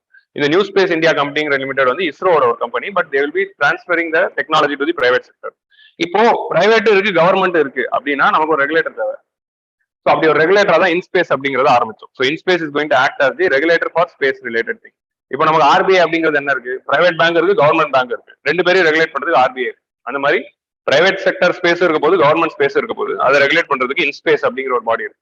ஸோ இன்ஸ்பேஸ் பத்தி படிங்க, என்எஸ்ஐஎல் பத்தி படிங்க, நியூ ஸ்பேஸ் இந்தியா லிமிடெட் பத்தி படிங்க. It is very important thing. So இந்த ஆர்கனைசேஷன் ஆல்ரெடி நம்ம சேட்டலைட் மேனுஃபேக்சரிங் பிரைவேட் கிட்ட ஓப்பன் அப் பண்ணிட்டோம். ஸோ இந்தியாவில் இந்த டெக்னாலஜி அடாப்ட் பண்ணோம்னா சேட்டலைட் இவ்வளவு இப்போ பாத்தீங்கன்னா இந்த டெக்னாலஜிக்கு உங்களுக்கு thousands ஆஃப் சேட்டலைட்ஸ் தேவை. ஸோ பிரைவேட் செக்டரோட பார்ட்டிசிபேஷன் இருந்தா மட்டும்தான் அந்த thousands ஆஃப் சேட்டலைட்ஸை மேனுஃபேக்சர் பண்ணி இந்தியாவும் இந்த டெக்னாலஜி அடாப்ட் பண்ண முடியும். ஸோ அதுக்கான வேலை ஆல்ரெடி நம்ம ஆரம்பிச்சிட்டோம், அதுக்கான வேலையை நம்ம தொடரணும் அப்படிங்கிறது தான் அந்த conclusion. Okay, so nothing else. கிளியரா? ப்ராஜெக்ட் டைகர் 1973ல இந்திரா காந்தி கவர்மெண்ட் கொண்டு வந்த ஒரு முக்கியமான ஸ்கீம். ஏன்னா 1971 ஸ்டாக்ஹாம் கான்ஃபரன்ஸ் போயிட்டு வந்த பிறகு ஸ்டாக்ஹாம் கான்ஃபரன்ஸ் சொன்னா ஞாபகம் வருது. ஸ்டாக்ஹாம் கான்ஃபரன்ஸ் பத்தி கொஸ்டின் கேட்டோம்னா எல்லாரும் ஸ்டாக்ஹாம் கன்வென்ஷன் பத்தி ஆன்சர் எழுதிருந்தீங்க எம்எஸ்எல்பில. ஸ்டாக்ஹாம் கன்வென்ஷன் வந்து பிஓபி சம்பந்தப்பட்டது, அது கொஸ்டின் இல்ல. அன்னைக்கு கேட்ட கொஸ்டின் வந்து ஸ்டாக்ஹாம் கான்ஃபரன்ஸ் சம்பந்தப்பட்டது. ஓகேவா? அது சொல்லணுங்கிறதுனால சொல்றேன், எம்எஸ்எல்பி எழுதுனவங்களுக்கு தெரியும். ஸோ நான் come back to this. Stockholm conference attend பண்ணிட்டு வந்த உடனே இந்திரா காந்தி என்ன பண்ணாங்க, என்வாரன்மெண்டல் ப்ரொடெக்ஷன் ஒரு முக்கியமான விஷயம் அப்படின்னு சொல்லி what she did, she added she brought in Forest Wildlife Protection Act, Forest Rights Conservation Act, Water Act, Air Act. அதுக்கப்புறமா வந்து டிபிஎஸ்பிலையும் ஃபண்டமெண்டல் டியூட்டிஸ்லயும் என்வாரன்மெண்டல் ப்ரொடெக்ஷனை உள்ள கொண்டு வராங்க. கரெக்டா? ஸோ அந்த டைம்ல தான் வந்து டைகர் பாப்புலேஷன் இந்தியாவில குறைஞ்சிருச்சு. வேர்ல்டுலேயே வந்து இந்தியாவில தான் டைகர் அதிகமா இருக்கு, ஆனால் அதோட பாப்புலேஷன் குறைஞ்சிக்கிட்டே வருது. 1500 ஆயிடுச்சு. ஸோ அதோட பாப்புலேஷன் அதிகப்படுத்தணும் அப்படிங்கிறதுக்காக ப்ராஜெக்ட் டைகர் லான்ச் பண்றாங்க. ப்ராஜெக்ட் டைகர்ல டைகர் தான் இனிமேல் நேஷனல் அனிமல் அப்படின்னு சொல்றாங்க, நாட் லயன் அப்படிங்கிறது. ஸோ சேஞ்ச் பண்றாங்க, சேஞ்ச் பண்ணி டைகர் ப்ரொடெக்ஷனை நம்ம ஆரம்பிக்கிறோம். ஸோ அந்த டைம்ல வந்து அதை இம்ப்ளிமெண்ட் பண்றதுக்காக நேஷனல் டைகர் கன்சர்வேஷன் அத்தாரிட்டி கொண்டு வரும் over the period of time. அதே மாதிரி டைகர் ப்ரொடெக்ஷன் டாஸ்க் ஃபோர்ஸ் அந்த மாதிரி ஒரு ஃபோர்ஸ் கொண்டு வரும், டைகர் ப்ரொடெக்ஷன் ஃபோர்ஸ் அப்படின்னு ஒன்று கொண்டு வந்து it is a body which AIIMS at protecting tiger. So இந்த மாதிரி ஒரு சில இனிஷியேட்டிவ்லாம் கொண்டு வந்து ப்ராஜெக்ட் டைகர் கொண்டு வரதுனால after successful implementation it's only one of successful initiative. இப்போ டைகரோட பாப்புலேஷன் 2967 ரீச் ஆயிருக்கு. So from 1500 now we have doubled it almost 2967. And இப்போ சென்சஸோட டேட்டா வந்துச்சுன்னா இப்போ இருக்க கரண்ட் நம்பர் என்னங்கிறது தெரியும். ஸோ அந்த ப்ராஜெக்ட் டைகர் வந்து பேசிட்டு இருக்கும்போது yesterday was the national tiger day, global tiger day, July 29. So அந்த குளோபல் டைகர் டே அன்னைக்கு இந்தியாவில் இன்னும் டைகர் கன்சர்வேஷன் என்ன பண்ணணும்? வெறும் ஒரு டைகர் ரிசர்வ் மட்டும் ஆரம்பிச்சுட்டா போதுமா? இந்த ப்ராஜெக்ட் டைகரோட ஒரு பார்ட் என்னதுன்னா டைகர் எங்கெங்கெல்லாம் இருக்கோ அந்த ஏரியாவை டைகர் ரிசர்வ் அப்படின்னு நம்ம டிக்ளேர் பண்ணி அந்த ஏரியாவில் இருக்க டைகரை ப்ரொடெக்ட் பண்ண ஆரம்பிக்கும். ஸோ அதான் அந்த tiger reserve concept. Almost 50+ tiger reserves இந்தியாவில் இருக்கு. ஸோ அந்த மாதிரி ஒரு டைகர் ரிசர்வ் டிக்ளேர் பண்ணி அங்க இருக்க டைகரை மட்டும் ப்ரொடெக்ட் பண்ண டைகர் போதுமா? அதை தாண்டி நம்ம என்ன பண்ணணும் அப்படின்னா நம்ம ஒரு இன்டகிரேஷன், அதாவது டைகர் காரிடாரை ப்ரொடெக்ட் பண்றதா ரொம்ப முக்கியம் அப்படிங்கிறது சொல்றாங்க. வெறும் டைகர் ரிசர்வ் மட்டும் ஒன்னு அனௌன்ஸ் பண்ணி அதை சுத்தி ஃபென்சிங் போட்டா மட்டும் டைகர் ப்ரொடெக்ட் ஆயிடாது. ஃபென்சிங்கே ஃபர்ஸ்ட் போடக்கூடாது அப்படின்றாங்க. டைகர் எப்போ ப்ரொடெக்ட் ஆகும்னா அவங்களோட இந்த corridors and roots through which they are walking, அந்த ஏரியாவை நம்ம ப்ரொடெக்ட் பண்ணா மட்டும்தான் டைகர் சர்வைவ் ஆக முடியும். ஜெனடிக் வேரியேஷன் ஆஃப் டைகர் அதிகமாகும் அப்படின்னு சொல்றாங்க. ஸோ இதோட கான்செப்ட் என்னதுன்னா, முன்னாடி ஒரு காலத்துல வந்து எல்லாமே இப்படி காடா இருந்தது. இந்த காடு வந்து இது ஃபுல்லா டைகர் இருந்தது. இந்த அனிமல்ஸ் எல்லாம் வந்து பொதுவா டெரிட்டரி மார்க் பண்ணுவாங்க. என் டெரிட்டரிக்குள்ள நீ வரக்கூடாது, உன் டெரிட்டரிக்குள்ள நான் வரமாட்டேன் அப்படிங்கிற மாதிரி வரும். அந்த ஒரு டெரிட்டரி, ஒரு அனிமல் டாமினண்டா இருக்க ஒரு டெரிட்டரியில இன்னொரு டைகர் வந்துச்சுன்னா 2 பேரும் சண்டை வரும். இது லயனுக்கு எல்லாருக்கும், ஈவன் டாக்ஸுக்கு இருக்கு. அதனாலதான் டாக்ஸ் வந்து யூரினேட் பண்றதுக்கு முன்னாடி ஸ்மெல் பண்ணும், இது வேற ஒருத்தரோட டெரிட்டரியா நம்ம டெரிட்டரியான்னு. ஏன்னா அவங்க யூரின் மூலமா தான் மார்க் பண்ணுவாங்க யாரோட டெரிட்டரி அப்படின்னு. சோ அந்த மாதிரி வந்து அனிமல்ஸ் இப்போ இந்த இதுல வந்து ஒரு 100 டைகர் இருக்குன்னா 100 டைகரும் ஏரியா பிரிச்சுக்கும். இப்படி காசி, குண்டூர் வந்து காக்கிநாடா எந்து அப்படிங்கிற மாதிரி பிரிச்சு வாழ்ந்துட்டு வந்தாங்க. ஸோ இப்படி வந்து டைகர் பிரிச்சு சந்தோஷமா வாழ்ந்துட்டு இருக்கும்போதுதான் ஒரு கொடுமையான ஒரு உயிரினம் வந்து என்ன பண்ணுது, ஃபாரஸ்ட் வந்து டெஸ்ட்ராய் பண்ணுது. ஒரு dangerous species called human beings destroy பண்ணி நடுவில் வந்து ஒரு ரோடு போட்டுறாங்க. ஓகே, நடுவில் ரோடு போட்டு இந்த இடத்துல வந்து வீடு கட்டிடுறாங்க, அக்ரிகல்ச்சர் ஃபார்ம் லேண்ட்ஸ் கொண்டு வந்துடுறாங்க. இங்க வந்து சென்னைக்கு அருகாமையில் அப்படின்னு ரியல் எஸ்டேட்ஸ் வருது. So all this things started to come. So அதனால என்ன ஆயிடுது, டைகர் ஹேபிட்டட் அப்படிங்கிறது பிரேக் டவுன் ஆயிடுச்சு. கரெக்டா? இங்க நடுவில் இப்போ you are having a road. So இப்படி வந்து ஒரு காமன் இன்டர்லிங்க்டு எக்கோசிஸ்டம் லேண்டா இருந்த டைகர் ஹேபிடேஷன் எல்லாமே என்ன ஆயிடுச்சு, பிரேக் டவுன் ஆயிடுச்சு, பிராக்மெண்டேஷன் ஆயிடுச்சு. So small isolated pockets of tiger பாக்கெட்ஸா மாறிட்டு வருது. ஸோ இப்படி ஸ்மால் ஐசோலேட்டட் பாக்கெட்ஸ் எல்லாம் ஒரு இடத்துல வரும்போது என்ன ஆயிடுது, இதுக்குள்ள இருக்கிற டைகர் பாப்புலேஷன்ஸ் வந்து it is coming down. when it is coming down below 100 it is risky அப்படின்றாங்க.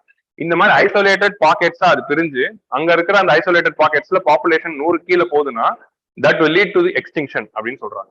ஏன் இந்த மாதிரி isolated pocket is leading to extinction அப்படின்னா, எப்பப்பெல்லாம் இந்த மாதிரி ஐசோலேட்டட் பாக்கெட்ஸ் வருதோ இதுக்குள்ள வந்து ஒரு 100 டைகர் வந்து தனியா வந்துருதுன்னு வச்சுக்கோங்களேன்.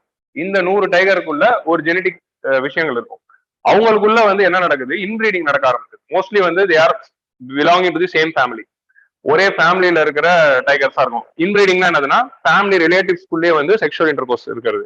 ஸோ இப்போ ஒரே ஃபேமிலியில இருக்கிற அந்த டைகர்ஸ் வந்து அவங்க ஃபேமிலிக்குள்ளேயே இன்டர்பீடிங் பண்ணும்போது அவங்களுடைய ஆப்ஸ்பிரிங்கோட ஜெனடிக்ஸ்ல வந்து டாமினன்ட் ஜெனடிக் ட்ரைட்ஸ் இல்லாம detrimental and week genetic rates வந்து ட்ரைட்ஸ் வர்றதுனால அந்த ஆப்ஸ்பிரிங்கோட சர்வைபிலிட்டி அஃபெக்ட் ஆகும்.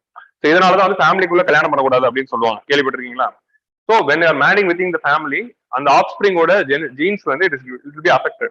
அவங்களோட ஜெனடிக் கேரக்டரிஸ்டிக்ஸ் வந்து வீக் ஜெனடிக் கேரக்டரிஸ்டிக்ஸ் வர வாய்ப்பு இருக்கு.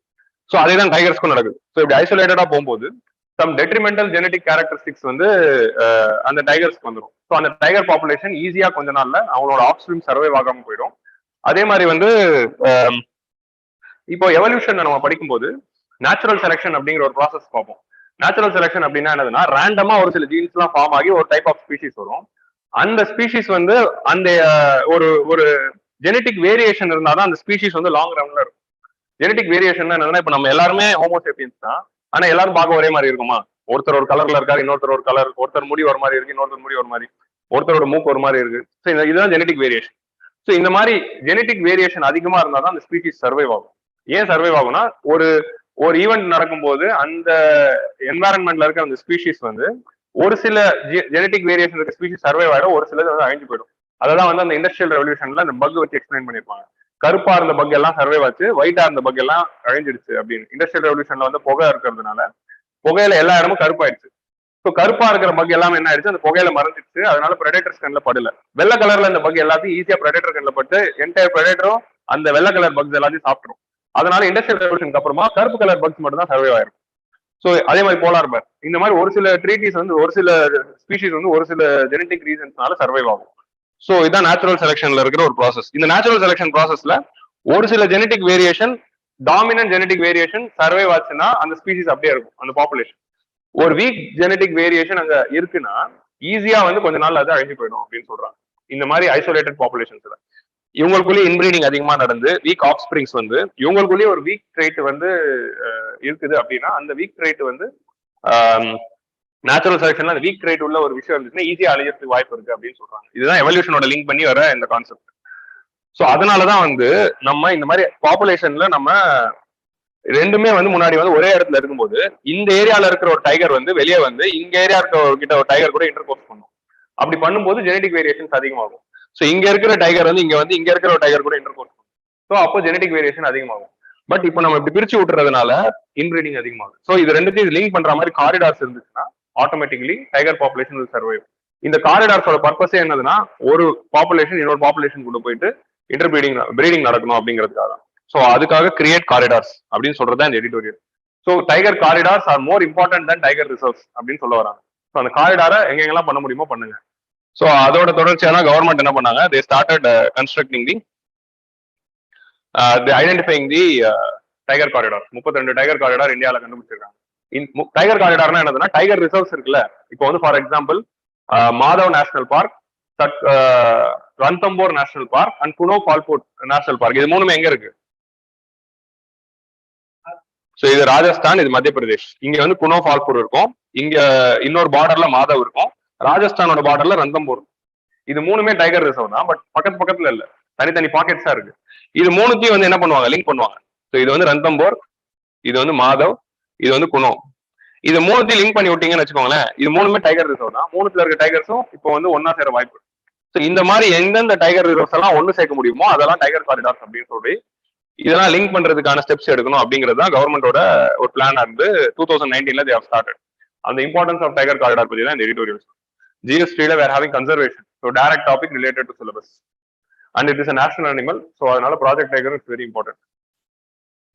40% increase in tiger population since 2005. இந்த டேட்டா ரொம்ப முக்கியம். நம்ம ஆன்சர் ரேட்டிங் ஆல்ரெடி நமக்கு தெரியும் 1500 2967 ஆச்சு அப்படிங்கிறது. that is an important data. Apart from that, இதுவும் டேட்டாவா இல்லைனா ப்ராஜெக்ட் டைகர் சக்சஸ்ஃபுல்லா இம்ப்ளிமெண்ட் பண்ணதுனால 40% டைகர் பாப்புலேஷன் ரைஸ் ஆயிருக்கு. இந்த டேட்டா நம்ம ஆன்சர்ல எங்க வேணா யூஸ் பண்ணலாம். என்வரன்மெண்டல் கன்சர்வேஷன் ரிலேட்டடா எக்ஸாம்பிள் எங்க வேணா கோட் பண்ணலாம். What is the causes of extinction, அதான் இப்ப டிஸ்கஸ் பண்ணோம். Small isolated population with less genetic variation. Less genetic variation இருக்கும்போது தான் என்ன ஆயிடுது, ஒரு டிசீஸ் வரும். அந்த டிசீஸ் வரும்போது எல்லாரும் ஒரே ஜீன்ஸ்ல தானே இருப்பாங்க. ஒரு சில ஜீன்ஸ் இருக்கிறவங்க அந்த டிசீஸை சர்வை பண்ணுவாங்க.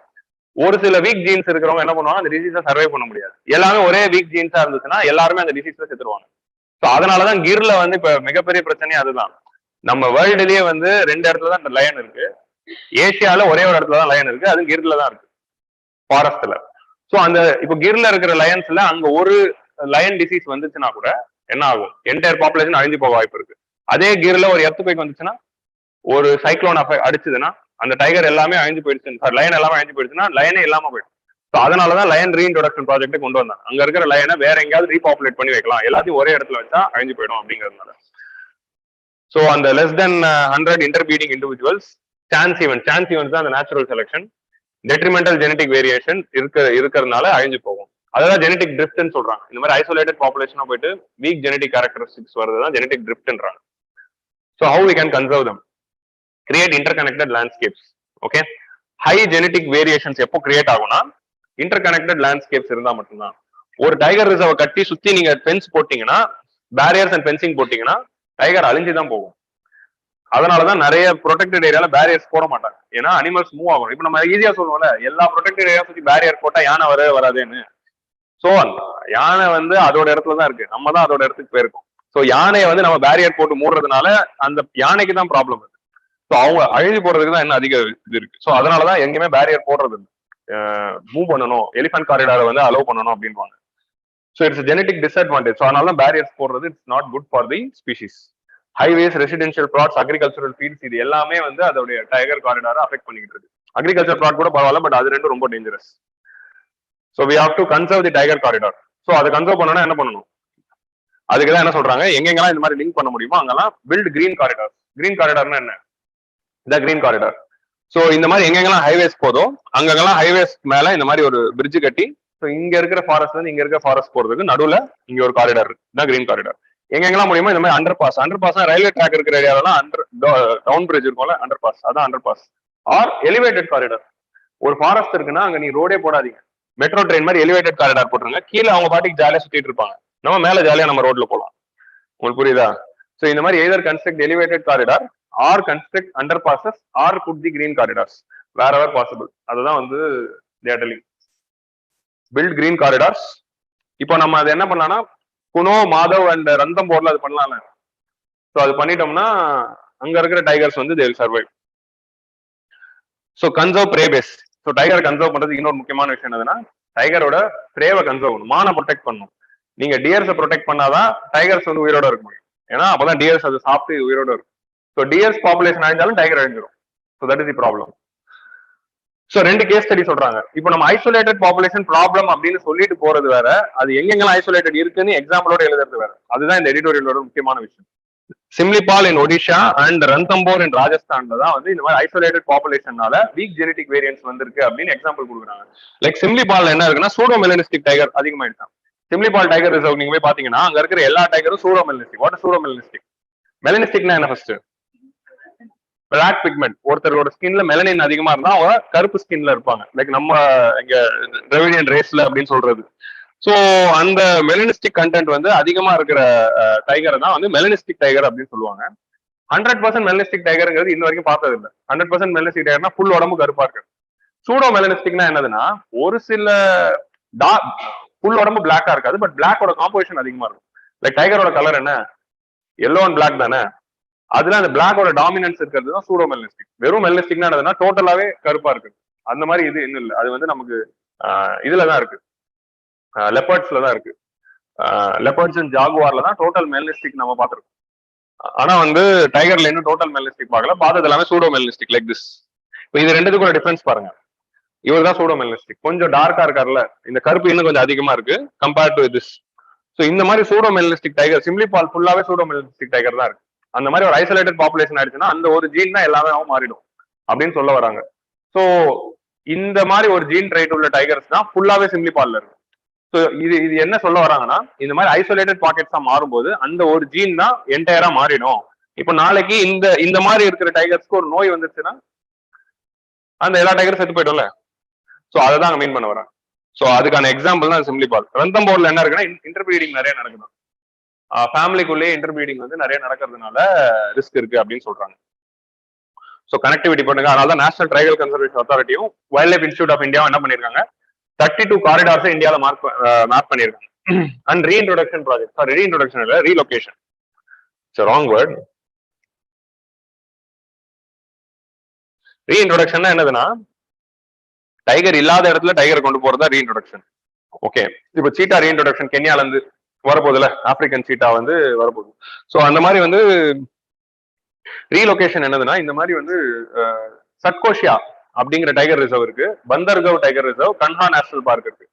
கன்ஹாலையும் பந்தவ்கர்லயும் என்ன ஆயிடுச்சு, டைகர் பாப்புலேஷன் அளவுக்கு மீறி போயிடுச்சு. ஆனா சட்கோஷியால டைகர் பாப்புலேஷன் ட்விண்டில் ஆயிடுச்சு. அதனால என்ன பண்ணாங்க, பந்தர்கவ்ல இருந்து கன்ஹால இருந்து ஒரு டைகர் எடுத்து நம்ம சட்கோஷியால போட்டுடலாம் அப்படின்ட்டு 2 டைகர் எடுத்து இங்க போட்டாங்க. ஸோ அப்படி போடும்போது என்ன ஆச்சு, மகாவீர் அப்படின்ற ஒரு டைகரும் சுந்தரி அப்படிங்கிற ஒரு டைகரையும் கொண்டு வந்து சட்கோஷியால விட்டாங்க. சட்கோஷியா இன் ஒடிஷா. ஸோ அது வந்து விட்டவொடனே என்ன ஆயிடுச்சு, மகாவீர் வந்து திடீர்னு கொஞ்சம் நாள்ல செத்து கிடக்கு. அது எப்படி செத்துச்சு அப்படிங்கிறது தட்ஸ் டிஃபரெண்ட் கேஸ். சுந்தரி அப்படி இன்ட்ரடியூஸ் பண்ணும்போது என்ன ஆயிடுச்சு, ஊர் மக்கள் எல்லாம் போராட ஆரம்பிச்சிட்டாங்க. இங்கே நேச்சுரலாவே டைகர் செத்துட்டு இருக்கு, நீங்க இன்னொரு டைகர் திருப்பி வந்து கொண்டு அது எங்களோட கேட்டில் எல்லாம் சாப்பிடணுமா, எங்களெல்லாம் சாப்பிடணுமா, டைகர் இல்லாம போறது நல்லது அப்படின்னு அவங்க அங்க இருக்கிற மக்கள் நினைக்கிறாங்க. ஏன்னா அவங்களுக்கு அந்த பயம் தான் இருக்கும். அந்த நீங்க ஷேர்னி அப்படின்னு ஒரு படம், வித்யாபாரத் படம் பார்த்துருந்தீங்கன்னா தெரிஞ்சிருக்கும், ஊர் மக்கள் வந்து எப்படி டைகரை பாக்குறாங்க அப்படிங்கிறது. ஷேர்னி படம் முடிஞ்சா பாருங்க. ஏன்னா ஒரு ஐஎஃப்எஸ் ஆஃபீஸரோட ரோல் என்ன அப்படிங்கறத அந்த படத்துல காட்டியிருப்பாங்க. ஐஎஃப்எஸ்னா ஃபாரஸ்ட் சர்வீஸ். ஒரு ஃபாரஸ்ட் சர்வீஸ் ஆஃபீஸரோட ரோல் என்ன, எப்படி ஊர் மக்கள் டைகர்னா பயப்படுவாங்க அப்படிங்கறத காட்டியிருப்பாங்க. சோ அந்த சுந்தரி டைகர் ரீலோகேட் பண்ணக்கூடாது அப்படின்னு மக்கள் எல்லாம் போராடினதுனால திருப்பி அந்த சுந்தரியை கொண்டு போயிட்டு பந்தர்கவலே விட்டுட்டாங்க. ஸோ இந்த மாதிரி ரீலொகேஷன் எல்லாம் பண்ணா பிரச்சனை வருது. எதர் வந்து ஊர் மக்கள் ஒத்துக்க மாட்டாங்க, அப்படி இல்லைன்னா புதுசா லொகேட் பண்ண இடத்துல அந்த அனிமல் வந்து செத்து போகவும் வாய்ப்பு இருக்கு. ஸோ அதெல்லாம் பார்த்து நம்ம ரீலொகேட் பண்ணணும் அப்படின்னு சொல்றாங்க. ஓகே, சோ இந்த மாதிரி வந்து நம்ம என்ன பண்ணலாம், இப்போ சிம்லிபால்ல ரீலொகேஷன் பண்ணலாம். வேற ஒரு பிரீடு இருக்கிற இதை கொண்டு வந்து சிம்லிபால்ல ரீஇன்ட்ரோடியூஸ் பண்ணும்போது அந்த ஜெனடிக் வேரியேஷன் கொண்டு வர முடியும். Either construct the corridor or reintroduce அப்படிங்கிறது தான் they are suggesting. கிளியரா? So last one is about the prohibition. So tiger clear தானே? இது இன்னைக்கு வந்து கிரவுண்ட் ஜீரோ. சோ கிரவுண்ட் ஜீரோல இன்னைக்கு வந்து article is about the hooch tragedy which took place in Gujarat, அகமதாபாத்ல. சோ ஹூச்னா என்ன? கள்ளச்சாராயம், வேற எதுவும் இல்லை. கள்ளச்சாராயனால வந்த டெத், மெத்தில் ஆல்கஹால் டெத்ல some people, few people died, few people, many people died. So அதனால இப்போ ப்ராஹிபிஷன் அப்படிங்கிறது என்ன அப்படின்னு பாத்தீங்கன்னா, ப்ராஹிபிஷன் அப்படின்னா பேனிங் ஆல்கஹால், அதான் வந்து ப்ராஹிபிஷன். ஸோ இந்தியாவில வந்து டிபிஎஸ்பி இருக்கு. ஸோ என்ன டிபிஎஸ்பி, என்ன ஆர்டிகல், எந்த ஆர்டிகல்ல ப்ராஹிபிஷன் பத்தி பேசியிருப்பாங்க? ஸோ 47 ஆஃப் டிபிஎஸ்பில என்ன பேசுவாங்க? It is the duty of the state to endeavor to bring about the prohibition of consumption except for medical purpose the intoxicating drinks. alcohol சொல்லிருக்க மாட்டாங்க, intoxicating drinks prohibit பண்ணணும், உடம்புக்கு கெடுதல் இருக்கக்கூடிய ட்ரிங்க்ஸை வந்து ப்ராஹிபிட் பண்ணணும் அப்படிங்கிறது டிபிஎஸ்பிலேயே இருக்கு, காந்தியன் பிரின்சிபலா இருக்கிறதுனால. ஏன்னா Gandhi was against alcohol and ப்ராஹிபிஷனை சப்போர்ட் பண்றாரு. ஸோ இது காந்தி பிறந்த மண்ணு அப்படிங்கிறதுனால குஜராத்ல வந்து ஆரம்ப காலத்துல இருந்தே வந்து ப்ராஹிபிஷன் அமல் பண்ணிட்டு இருக்காங்க. 1960 குஜராத் கிரியேட் ஆனதுல இருந்து இப்போ வரைக்கும் அங்க ப்ராஹிபிஷன் இருக்கு. சோ இந்தியால எங்கெல்லாம் ப்ராஹிபிஷன் இருக்கு? Prohibition total ban of alcohol எந்தெந்த ஸ்டேட்ல எல்லாம் இருக்கு? கேரளாவா? எங்க எந்த ஊரை பத்தி என்ன பேசுறீங்க? கேரளாவா?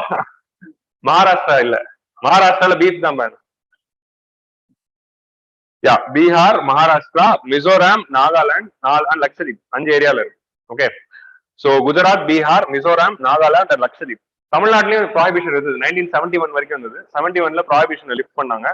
ஸோ அதுக்கப்புறம் திருப்பி வந்து 77ல திருப்பி ப்ராஹிபிஷன் கொண்டு வந்தாங்க. திருப்பி எம்ஜிஆர் வந்த பிறகு திருப்பி அவரு லிஃப்ட் பண்ணார். 71ல டிஎம்கே கவர்மெண்ட் வாட்டி லிஃப்ட் பண்ணாங்க, திருப்பி எம்ஜிஆர் கவர்மெண்ட் வந்து கொண்டு வந்தாங்க, திருப்பி எம்ஜிஆர் கொஞ்ச நாள் அது லிஃப்ட் பண்ணிட்டாரு. ஸோ அந்த மாதிரி தமிழ்நாட்டில் வந்து வி ஹேட் டில் 1971. அந்த மாதிரி எல்லா ஸ்டேட்லயும் வந்து 70s 80s வரைக்கும் இருந்து அது வேலைக்காகாது, இட்ஸ் யூஸ்லெஸ் பாலிசி அப்படின்னு அவங்க தெரிஞ்சதுனால they lifted it. Okay, so இன்னும் வந்து ப்ராஹிபிஷன் எங்கெங்க இருக்குன்னா குஜராத், பீகார், மிசோரம், நாகாலாந்து, லட்சதீப்ல it is they are implementing prohibition as per article 47 of DPSP. So இப்போ இந்த எடிட்டோரியல் எதை பத்தினா, இந்த ஃபர்ஸ்ட் வந்து ப்ராஹிபிஷன் வேணுமா வேணாமா அப்படிங்கறத பத்தி நம்ம பார்க்க போறோம். ஆல்கஹால் டோட்டலா பேன் பண்ணலாமா கூடாதா? நம்ம எப்பவுமே வந்து படிக்கிறப்போ எப்படி படிப்போம்னா, எதையும் நம்ம பேன் பண்ணக்கூடாது, ரெகுலேட் பண்ணணும் அப்படிங்கறதான் படிப்போம். ஆல்கஹால பேன் பண்ணக்கூடாது, we should regulate the consumption, we should regulate the sales and we should reduce it. கிராக்கர்ஸை பேன் பண்ணக்கூடாது, we should regulate the sound, we should reduce the pollution, we should reduce the chemical. So அந்த டைமென்ஷன்ல தான் இந்த editorial போகுது. Of course டிபிஎஸ்பில இதுக்கான provisions இருந்தாலும் 4 ஸ்டேட்ல தான் அது கொண்டே வந்திருக்காங்க. மிச்சம் நமக்கு இருக்கிற 28 ஸ்டேட்ல 4 ஸ்டேட் தான் அதை ஃபாலோ பண்றாங்க. 24 ஸ்டேட் ஃபாலோ பண்றது இருந்த ஸ்டேட்ஸ் எல்லாமே ரிமூவ் தான் பண்ணிருக்காங்க. ஏன்னா practically it is impossible to implement such a thing and it is not morally also correct to say that no one should consume alcohol. கரெக்டா? ஸோ அந்த மாதிரி ஒரு சில கிரவுண்ட்ஸ் இருக்கிறதுனாலதான் இந்த பாலிசியில இந்தியாவிலே அடாப்ட் பண்ணல. நம்ம டிபிஎஸ்பில இருந்து ஏன் பண்ணாம இருக்கோம்? Because it is practically impossible அப்படிங்கிறதுனாலதான். ஸோ அதனாலதான் regulation is needed and not prohibition அப்படிங்கிறத இந்த எடிட்டோரியல் வந்து நம்ம டிஸ்கஸ் பண்ண போறோம். ஸோ வை ஃபர்ஸ்ட் வந்து ஃபேவரபிள், நம்ம எதை படிச்சாலும் என்ன பண்ணணும்? ரெண்டுத்தையும் படிக்கணும். ஏன் பேன் பண்ணணும், ஏன் பேன் பண்ணக்கூடாது, ரெண்டுத்தையும் படிச்சு வச்சுப்போம். கொஸ்டின் எப்படி கேட்கறாங்களோ அதுக்கேற்ற மாதிரி நம்ம எழுதி விடுவோம். ஆல்கஹாலிசம் அப்படிங்கிறது என்ன? சி, ஆல்கஹால் கன்சம்ஷன் வேற, ஆல்கஹாலிசம் அப்படிங்கிறது வேற. ஆல்கஹால் கன்சம்ஷன்னா சோஷியல் ட்ரிங்கிங் இருக்கு, எப்பயாவது ஒரு வாட்டி குடிக்கிறது, ஆர் அக்கேஷன்ஸ்ல குடிக்கிறது, இல்ல மாசத்துக்கு ஒரு வாட்டி குடிக்கிறது, அந்த மாதிரி இருக்கு. ஸோ அந்த மாதிரி சோஷியல் கன்சம்ஷன், ரேண்டம் ட்ரிங்க் பண்றதுங்கிறது வந்து it is not injurious to health. Alcoholism தான் வந்து இட்ஸ் இன்ஜூரியஸ் டு ஹெல்த். ஆல்கஹாலிசம்னா என்னதுன்னா டெய்லி குடிக்கிறது, ஒரு நாளைக்கு 3 வாட்டி குடிக்கிறது, காலையில 12 மணிக்கு எப்போ 12 மணிக்கு திறப்பாங்களா, 12 மணிக்கு எப்போ திறப்பாங்கிறது 11:30 மணிக்கு வெயிட் பண்ணி போய் முதல் வேலையா குடிக்கிறது. ஸோ டெய்லி அதை குழப்பா பண்றதா ஆல்கஹாலிசம். ஓகே, ஆனா ரேண்டமா குடிக்கிறது வந்து social drinking. Social drinking is not harmful, ஏன்னா வேர்ல்டு வைடா குடிச்சிட்டு தான் இருக்கு. Social drinking is not harmful to. So alcoholism தான் வந்து harmful to.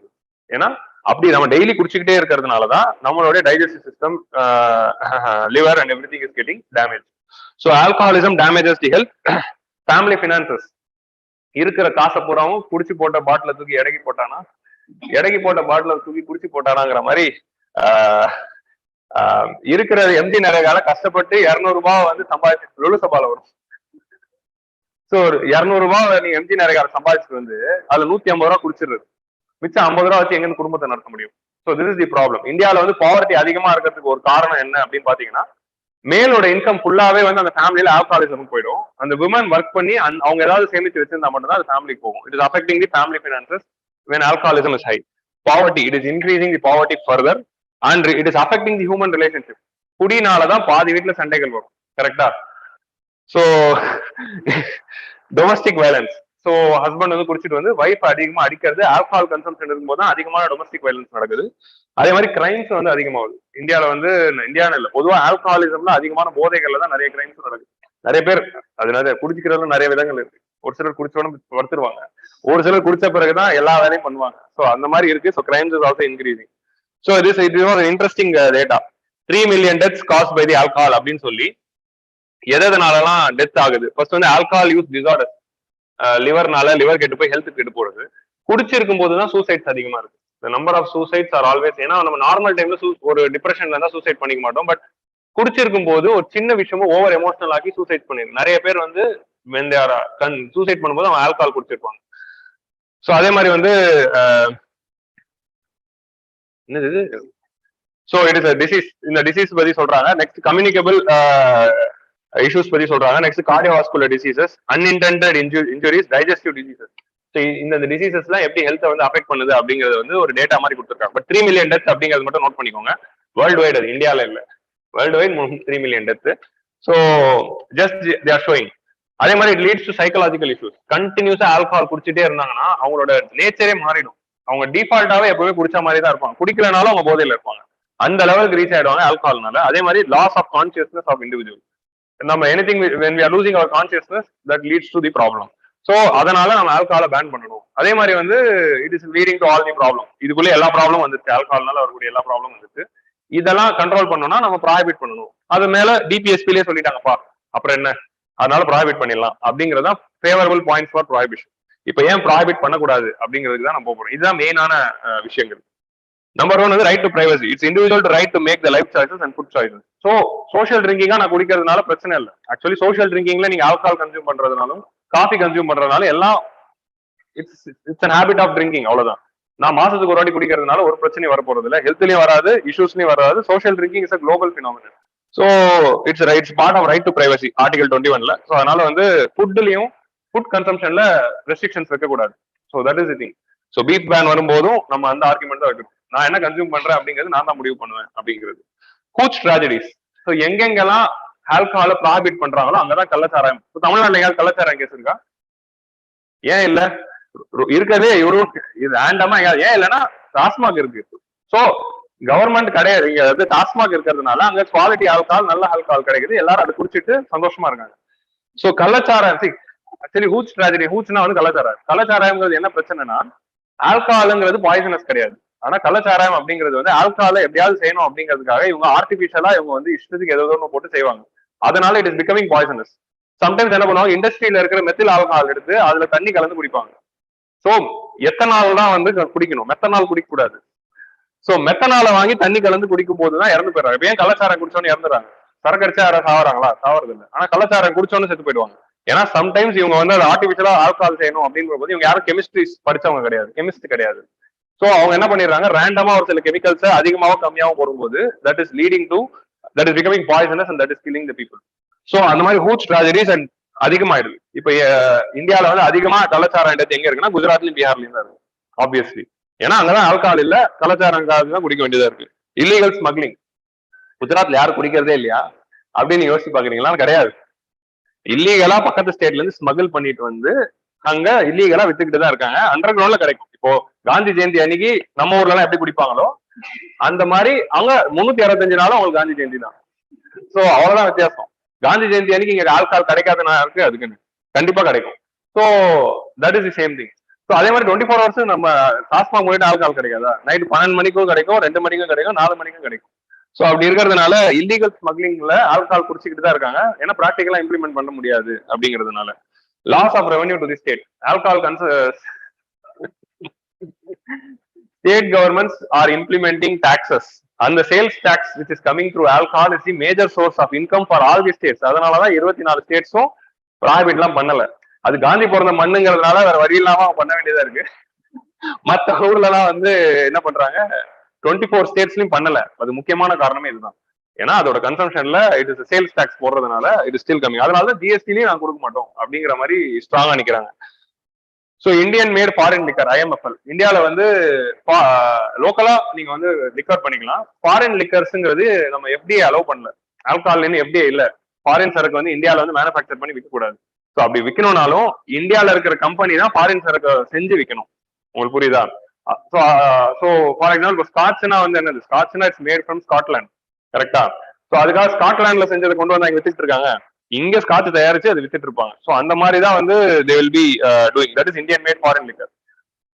It is creating livelihood for lakhs of families who are dependent on this employment. So employment aspect la it is bringing. So economic point of view, addiction related disorders. So சடனா நம்ம prohibition கொண்டு வந்துட்டோம்னா ஏகப்பட்ட deaths வரும் அந்த ஊர்ல because of அந்த sudden அந்த இது அந்த பழக்கம் வந்து திடீர்னு நிக்கிறதுனால. இந்த அடிக்ஷன் கில்லர், டி அடிக்ஷன், சமுத்திரகனிலாம் வந்து இருப்பாங்கல்ல, குடிப்பவருக்கே தெரியாமல் கலந்து கொடுங்கள் அப்படின்னு, அதெல்லாம் குடிச்சே நிறைய பேருக்கு வந்து இஷ்யூ வந்து கூட அஃபெக்ட் ஆயிருக்காங்க. ஏன்னா அந்த மாதிரி சடனா நிறுத்தும் போது it will affect them psychologically. ட்ரைபல்ஸ்க்கு வந்து it is part of their culture to brew alcohol and drink அப்படிங்கிறது வந்து அவங்களோட கல்ச்சரல் ஆஸ்பெக்ட்ல ஒண்ணு. அவங்க அது ஹெல்த்தியா ரொம்ப நாளா பண்ணிட்டு இருக்காங்க. ஸோ அதே மாதிரி டூரிஸ்ட், ஃபாரின்ல வர டூரிஸ்ட் வந்து வராம போயிடுவாங்க. இப்போ யார் நாட் அலோவிங் ஆல்கஹால், அவங்க வர்றதே பார்ட்டிக்காக தான். பார்ட்டி பண்ணலாம்னு வந்தா இங்க ஆல்கஹால் இல்லைன்னா அவ்வளோ கோவம் வரும். ஸோ அந்த மாதிரி தான் வந்து tourism and tourism potential will be affected. So இதெல்லாம் வந்து அகைன்ஸ்ட் இருக்கிற விஷயங்கள். அகைன் வந்து so all this point overall it will be covering. இதுல மெயினா நம்ம நோட் பண்ண வேண்டியது என்னதுன்னா செகண்ட் பாயிண்ட் தான், nowhere you can implement it completely. And ஸ்மக்லிங்ல இப்போ நம்ம தமிழ்நாட்டுல எத்தனை பேர் குடிக்கிறாங்களோ அத்தனை பேர் தான் குஜராத்லயும் குடிச்சிட்டு இருப்பாங்க. ஸோ அதுல ஒரு வித்தியாசமும் இருக்காது. ஆனா அங்க இல்லீகலா குடிச்சிட்டு இருக்காங்க, அவ்வளவுதான் வித்தியாசம். So that is thing. ஏன்னா alcohol drinking habit is a part of human இன்ஸ்டிங்க்ட்ங்கிறதுனால it is majorly there is happening. So இதனால என்ன ஆகுது, ஹூச் ட்ராஜடிஸ் நிறைய நடக்குது. கள்ளச்சாராயத்தினால வர டெத்ஸ் தான் நிறைய நடக்குது. ஏன்னா ரிச் பீப்புள் ஸ்மக்லர்ஸ் கிட்ட இருந்து வாங்கி குடிச்சிடுறாங்க. இந்த கள்ளச்சாராயம் அப்படிங்கிறது யார் குடிக்கிறாங்க? பணக்காரங்க. இல்லைன்னா வந்து யார் ஐடி கம்பெனில வேலை செய்யறவங்க கிடையாது. ரூரல் ஏரியால இருக்கிற ஏழைகள் தான் கள்ளச்சாராயம் காய்ச்சி குடிக்க வேண்டியதா இருக்கு. ஏன்னா அவங்களால இந்த ஸ்மகிள் பண்ணிட்டு வந்த லிக்கரை வாங்க முடியாது, அது காஸ்ட்லியா இருக்கும். இந்த ஸ்மக்லிங் பண்ணிட்டு இல்லீகலா விற்கிற லிக்கர் அர்பன் ஏரியால தான் விற்குது. ஸோ ஒரு இடத்துல நீங்க ப்ராஹிபிஷன் கொண்டு வந்த உடனே ஒரு என்டையர் ரூரல் கம்யூனிட்டிக்கே ஆல்கஹால் டினே ஆகிறதுனால வேற வழியே இல்லாம following other methods and drinking and dying. கள்ளச்சாரம் எங்கேயாவது அர்பன் ஏரியால நடந்திருக்கு. இப்போ நடந்த அந்த போட்டாட் ரீஜனும் வந்து அஹமதாபாத் தாண்டி 200 கிலோமீட்டர் உள்ள இருக்க ஒரு ஹேம்லெட் தான்.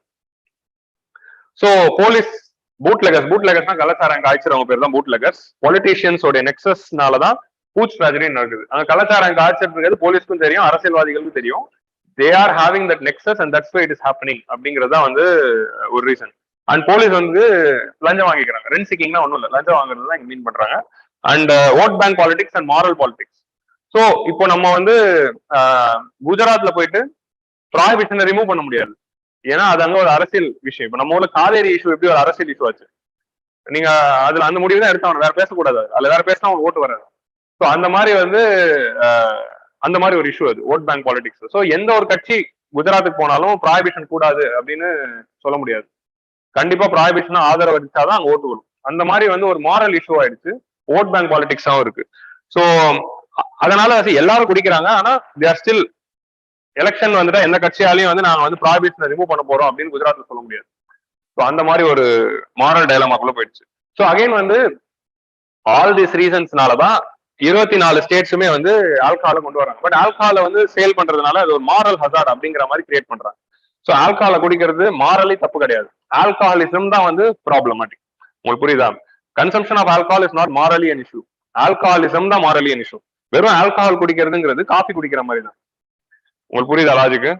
அது ஆல்கஹாலிசமான அடிக்டட் பிஹேவியரா மாறும்போது தான் that is a moral hazard. நான் வந்து ஆல்கஹாலிசம் சப்போர்ட் பண்ணலைங்க, I am just teaching the topic from the ethical point of view. ஏன்னா எத்திக்ஸ்ல இது வந்து கொஸ்டினா வரும்போது குடிப்பழக்கம் தப்பானது, தீவிரமானது அப்படின்லாம் எழுதக்கூடாது. It is not morally wrong to drink alcohol, alcoholism தான் மாரலி ராங். அதை தான் நான் இங்க ஸ்ட்ரெஸ் பண்ணிக்கிட்டு இருக்கேன். Okay, dynamics prohibition is a function of both geography. So dynamics of prohibition is a function of both geography and class. ஒரு இடத்துல prohibition கொண்டு வந்தாங்கன்னா அதனால பாதிக்கப்படுறது யார் யாரு அப்படின்னு பாத்தீங்கன்னா அதுல ஜியாகிரபிக்கல் இஷ்யூ இருக்கு, கிளாஸ் இஷ்யூ இருக்கு. ஜியாகிரபிக்கல் இஷ்யூனா என்னதுன்னா, இப்ப குஜராத்ல ப்ராஹிபிஷன் கொண்டு வந்துட்டாங்க, ஆனா எல்லா சிட்டிஸ்லயும் ஆல்கஹால் கிடைக்குது. It's just call away like Swiggy அப்படிங்கிற மாதிரி தான் வந்து அந்த இன்னைக்கு வந்து ஆர்டிகல்ல சொல்லியிருப்பாங்க. ஸோ ஆல்கஹால் கிடைக்காமலாம் இல்ல, இல்லீகல் நெட்வொர்க்ஸ் மூலமா அங்க வந்து இது வந்து ஒரு மிகப்பெரிய பிசினஸ். அங்க இருக்கிற ரவுடிங்களுக்குலாம் இதான் பிசினஸ். ஸோ பக்கத்து ஊர்ல இருந்து ஆல்கஹால் ஸ்மகிள் கொண்டு வந்து இங்க வந்து விற்கிறது. உங்களுக்கு ஆல்கஹால் வேணும்னா ஒரு நம்பருக்கு போன் அடிச்சா உங்க வீட்டுக்கே ஆல்கஹால் வருமா, எந்த பாட்டில் வேணாலும் வருமா. அப்படிதான் வந்து அகமதாபாத்ல இருக்கு. ஸோ ஜியாகிரபிக்கல் டிவைடு, அர்பன் ஏரியால இருக்கிறவங்களுக்கு ஈஸியா வந்து ஃபாரின் மேட் லிக்வரும் வரும், பிராண்டட் லிக்வரும் வந்துடும், ஜஸ்ட் கால் அவே தான். அதே மாதிரி பணக்காரர்களுக்கு அது வந்துடும். அதே மாதிரி வந்து they are giving licenses. குஜராத்ல யாருமே குடிக்கூடாதுன்னு இல்லை, 5 ஸ்டார் ஹோட்டல்ல கன்சியூம் பண்ணலாம். ஏன்னா டூரிஸ்ட் வந்தா குடிக்கணும் அப்படிங்கறதுக்காக 5 ஸ்டார் ஹோட்டல் அலோவ் பண்றாங்க. மெடிசினல் ரீசன்ஸ்க்காக ஒரு சிலருக்கு ஆல்கஹால் அலோவ் பண்றாங்க. ஏன்னா இந்த டிசார்டர்ல இருக்கிறாங்க, அடிக்ஷன் டிசார்டர்ல, அவங்க குடிக்கலாம் அப்படிங்கிறதுக்கு கவர்மெண்ட் வந்து ஒரு பெர்மிட் கொடுத்தாங்கன்னா அவங்க ஆல்கஹால் வாங்கி குடிக்கலாம். எங்க போய் வாங்கி குடிக்கலாம்னா 5 ஸ்டார் ஹோட்டல் வாங்கி குடிக்கலாம். ஸோ 5 ஸ்டார் ஹோட்டல்ல போய் வாங்கி குடிக்கலாம்னா அப்ப பணக்காரன் மட்டும் குடிக்கலாம். உங்களுக்கு புரியுதா? ஸோ இதுதான் class issue. So rich can drink and poor cannot drink அப்படிங்கிறது. ஜியாகிரபி இஷ்யூ என்னதுன்னா, அர்பன் ஏரியால they can drink and rural ஏரியால குடிக்க முடியாது. ரூரல் ஏரியால இந்த மாதிரி அந்த நெட்வொர்க் வந்து ஃபுல்லா வரல. ரூரல் ஏரியால இந்த மாதிரி இல்லீகல் ஆல்கஹால் வந்தாலும் காசு கொடுத்து வாங்க முடியல. ஏன்னா இல்லீகல் தான் காஸ்ட்லியா இருக்கும். உங்களுக்கு புரியுதா? ஸோ இல்லீகல் ஆல்கஹால் காஸ்ட்லியா இருக்கிறதுனால புவர் பீப்புளும் வாங்க முடியல, ரூரல் ஏரியா வாங்க முடியல. அதனால தான் ரூரல் ஏரியா ஹூச்சுக்கு போகுது. ஸோ இதனாலதான் வந்து prohibition is practically not a good solution. So அதுக்கு பதிலாக நம்ம என்ன பண்ணணும்? we need a constructive dialogue on this issue. இது வந்து குடி சரக்கு பேன் பண்ணணும், சரக்கு பேன் பண்ணணும்னு சொல்லக்கூடாது. let alcohol be there, let us regulate it. Number of ஷாப்ஸை குறைக்கலாம். ஒரே ரோட்ல 4 கடை இருக்கு, எத்தனை ஏரியால ஒரே ரோட்ல 4 கடை இருக்கு, 4 கடைகள் எதுக்கு 3 கடை, நிறைய இடத்துல பாத்துருப்பீங்களா? So reduce the number of shops, reduce the number of bottles which are sold. So அந்த மாதிரி குவான்டிட்டி வைஸ் நாம குறைச்சு அதை ரெகுலேட் பண்ணலாமே தவிர it's not the total pan is not going to work practically. ஏன்னா பீகார்ல ப்ராஹிபிஷன் வந்து ஒரு 3 வருஷம் 4 வருஷம் முன்னாடி தான் இம்ப்ளிமெண்ட் பண்ணாங்க. இம்ப்ளிமெண்ட் பண்ண 1 இயர்க்குள்ளேயே ஹூச் ட்ராஜடிஸ் அதிகமாகி நிறைய பேர் இறக்க ஆரம்பிச்சாங்க. So that is the reality. So அதனால we need a constructive dialogue. Drinking age should be made uniform. இந்த ஏஜுக்கு மேல குடிக்கலாம், குடிக்கூடாதுங்கிற அந்த ரெகுலேஷன் கொண்டு வரணும். 21 or 25 அந்த மாதிரி ஏதோ ஒன்று கொண்டு வரலாம். அதே மாதிரி வந்து strict punishment for trunking behaviour. எங்கெல்லாம் அந்த ட்ரங்க் பிஹேவியர் இருக்கோ அதெல்லாம் ஸ்ட்ரிக்டா ஆக்ஷன் எடுக்கணும். குடிச்சிட்டு வந்து யாராவது தகராறு பண்ணாங்கன்னா அது ஒரு கிரைமா மாத்தி 3 வருஷம் ஜெயில் கொடுக்கலாம், ராதர் தன் 1 இயர் ஜெயில். அதே மாதிரி ட்ரங்க் அண்ட் டிரைவ் பிஹேவியர் இருந்துச்சுன்னா அதுக்கு வந்து 10,000 ரூபாய் ஃபைன் போட்டு 1 வருஷம் ஜெயில் கொடுக்கலாம். ட்ரங்க் அண்ட் டிரைவுக்கு வெறும் ஃபைனை மட்டும் வாங்கிட்டு விடாம ஜெயிலுக்கு போடலாம். இந்த மாதிரி ட்ரங்க் பிஹேவியர்ஸ்க்கு நம்ம ஃபைன் போடலாம். ஆல்கஹாலை பேன் பண்றதை விட்டுட்டு ட்ரங்க் பிஹேவியர்ஸ்க்கு ஃபைன் போடலாம். So we can set aside the revenue from alcohol for de addiction. இந்த மாதிரி கவர்மெண்ட்டுக்கு வரதுல ரெவன்யூ, அந்த ஆல்கஹால் மூலமா அந்த ரெவன்யூ வந்து டி அடிக்ஷனுக்காகவும், ஆல்கஹால் பத்தின கன்சம்ஷன் அவேர்னஸ் கிரியேட் பண்றதுக்காகவும், ஆல்கஹால் ட்ராஜடினால பாதிக்கப்பட்ட ஃபேமிலிஸ்க்காகவும் ஸ்பெண்ட் பண்ணலாம் அப்படிங்கிறது நெக்ஸ்ட் திங். அதே மாதிரி வந்து social welfare of victims. So இந்த மாதிரி நம்ம படிப்படியா ரெகுலேட் பண்ணி கண்ட்ரோல் பண்ணலாமே தவிர let us not go for total prohibition அப்படிங்கிறதா வந்து மறைமுகமா இந்த 2 எடிட்டோரியலையும் சொல்லியிருப்பாங்க. ஏன்னா ஹிந்து எடிட்டோரியல் இருந்தது, கிரவுண்ட் ஜீரோலையும் இருந்தது. ஸோ GS4ல இது எப்படி வரலாம் அப்படின்னு பாத்தீங்கன்னா கேஸ் ஸ்டடியா வரலாம். அதுக்கு தான் நான் ஃபைனலா வரேன். எப்படின்னா 2 ஆஸ்பெக்ட்ல வரலாம். ஒண்ணு என்னதுன்னா, நீ ஒரு கலெக்டரா இருக்க, உங்க ஊர்ல கலெக்டரா கேஸ் வந்துருச்சு, அங்க 45 பேர் வந்து செத்து போயிட்டாங்க. சோ அந்த மாதிரி இருக்கிற ஏரியால வந்து இது நடக்குது, என்ன போய் பண்ணுவ அப்படிங்கிற மாதிரி ஒரு கொஸ்டின்ஸ் வரலாம். What you will do, how you will implement it. அப்படி இல்லைன்னா ஜென்ரலாவே வந்து பார்ட் ஏல கேட்கலாம். பார்ட் ஏல 1 to 6 கொஸ்டின்ஸ் இருக்குல்ல, அதுல ஏதாவது ஒரு கொஸ்டின்ஸ்ல what are all the moral issues involve with respect to prohibition அப்படிங்கிற மாதிரி எதிக்ஸ்ல கேட்கலாம். அதே மாதிரி வந்து GS2ல டிபிஎஸ்சி பாயிண்ட் ஆஃப் வியூல கேட்கலாம்.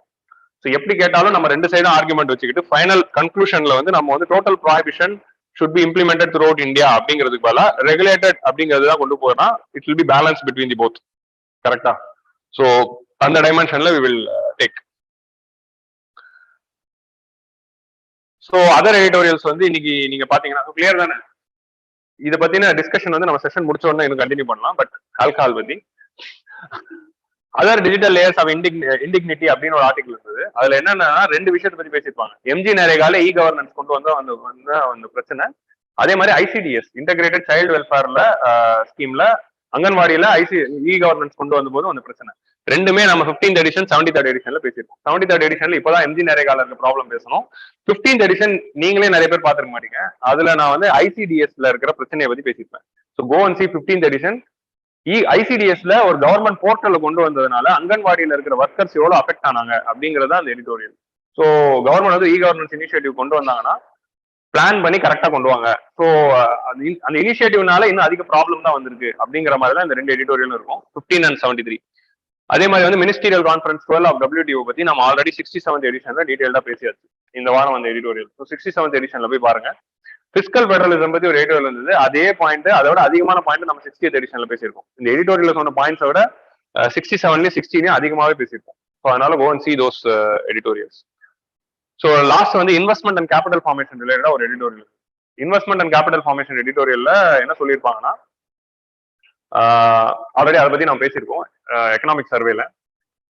Government is increasing the capital expenditure at the end of the pandemic. கரெக்டா? ஸோ கவர்மெண்ட் எக்ஸ்பெண்டிச்சர் அதிகப்படுத்தினாங்கன்னா that will pull in the private investments. So இந்தியாவில் கேபிட்டல் ஃபார்மேஷன்ல, அதாவது கேபிட்டல் ஃபார்மேஷன்ல பிரைவேட் இன்வெஸ்ட்மெண்ட்ஸை நம்ம அதிகப்படுத்தணும்னா கவர்மெண்ட் அவங்க பண்ற எக்ஸ்பெண்டிச்சர் அதிகப்படுத்தணும்.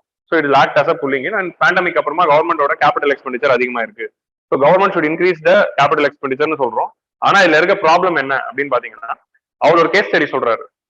when 1998ல குளோபல் எக்கனாமிக் ஸ்லோ டவுன் வந்தபோது இந்தியாவில் ஸ்லோ டவுன் வந்துச்சு. அப்படி ஸ்லோ டவுன் வரும்போது வாஜ்பாய் கவர்மெண்ட் என்ன பண்ணாங்க, golden quadrilateral project, infrastructure project கொண்டு வந்தாங்க. பிரதான் மந்திரி கிராம் சதக் யோஜனா ப்ராஜெக்ட் கொண்டு வந்து வெறும்னே கேபிட்டல் எக்ஸ்பெண்டிச்சர் அப்படின்னு ஒன்று பண்ணி வெறும் அந்த கேபிட்டல் எக்ஸ்பெண்டிச்சர் ரோடு மட்டும் கன்ஸ்ட்ரக்ட் பண்ணாங்க. ஒன்னு கோல்டன் குவாட்ரிலேட்டர் மூலமா ஹைவேஸ், கிராம் சதக் யோஜனா மூலமா ரூரல் ரோட்ஸ். இப்படி பண்ண கேபிட்டல் எக்ஸ்பெண்டிச்சர்னால இந்தியாவுக்கு அதுக்கப்புறமா பூம் பேஸ் வந்தது அடுத்த 8 வருஷத்துக்கு அப்படிங்கிற மாதிரி ஒரு எக்ஸாம்பிள் சொல்றாரு.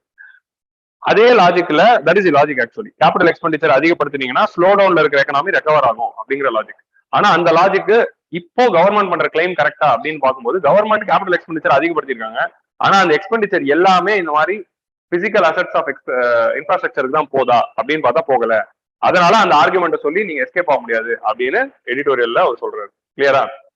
லாஜிக் புரிஞ்சுச்சா? இப்போ கவர்மெண்ட் கேபிட்டல் எக்ஸ்பெண்டிச்சர் அதிகப்படுத்திருக்காங்க, ஆனா அது எக்ஸ்பெண்டிச்சர் பண்ணல. நம்ம ஆல்ரெடி அந்த எடிட்டோரியல் பேசியிருக்கோம். என்ன பண்ணிருக்கோம்னா, பிஎஸ்என்எல் உடைய லாஸ்க்காக கொஞ்சம் காசை கொடுத்துருக்கோம், அதுவும் கேபிட்டல் எக்ஸ்பெண்டிச்சர்ல தான் வரும். அதே மாதிரி வந்து ஏர் இந்தியாவுடைய லாஸை வந்து சரி பண்றதுக்காக கேபிட்டல் எக்ஸ்பெண்டிச்சர் பண்ணிருப்போம்.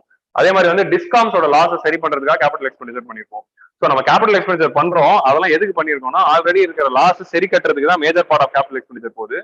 நீங்க வாஜ்பாய் கவர்மெண்ட் கிரியேட் பண்ண மாதிரி பிசிக்கல் இன்ஃப்ராஸ்ட்ரக்சர் எதுவுமே கிரியேட் பண்ணல அப்படிங்கறதான் சொல்ல வராங்க. பட் கவர்மெண்ட் என்ன ஆர்குமெண்ட் பண்றாங்க, நாங்க நேஷனல் இன்ஃப்ராஸ்ட்ரக்சர் பைப்லைன் மூலமா அடுத்த 5 வருஷத்துல அதான் பண்ண போறோம் அப்படிங்கறது சொல்றாங்க. So this is the theme of the editorial. Clear?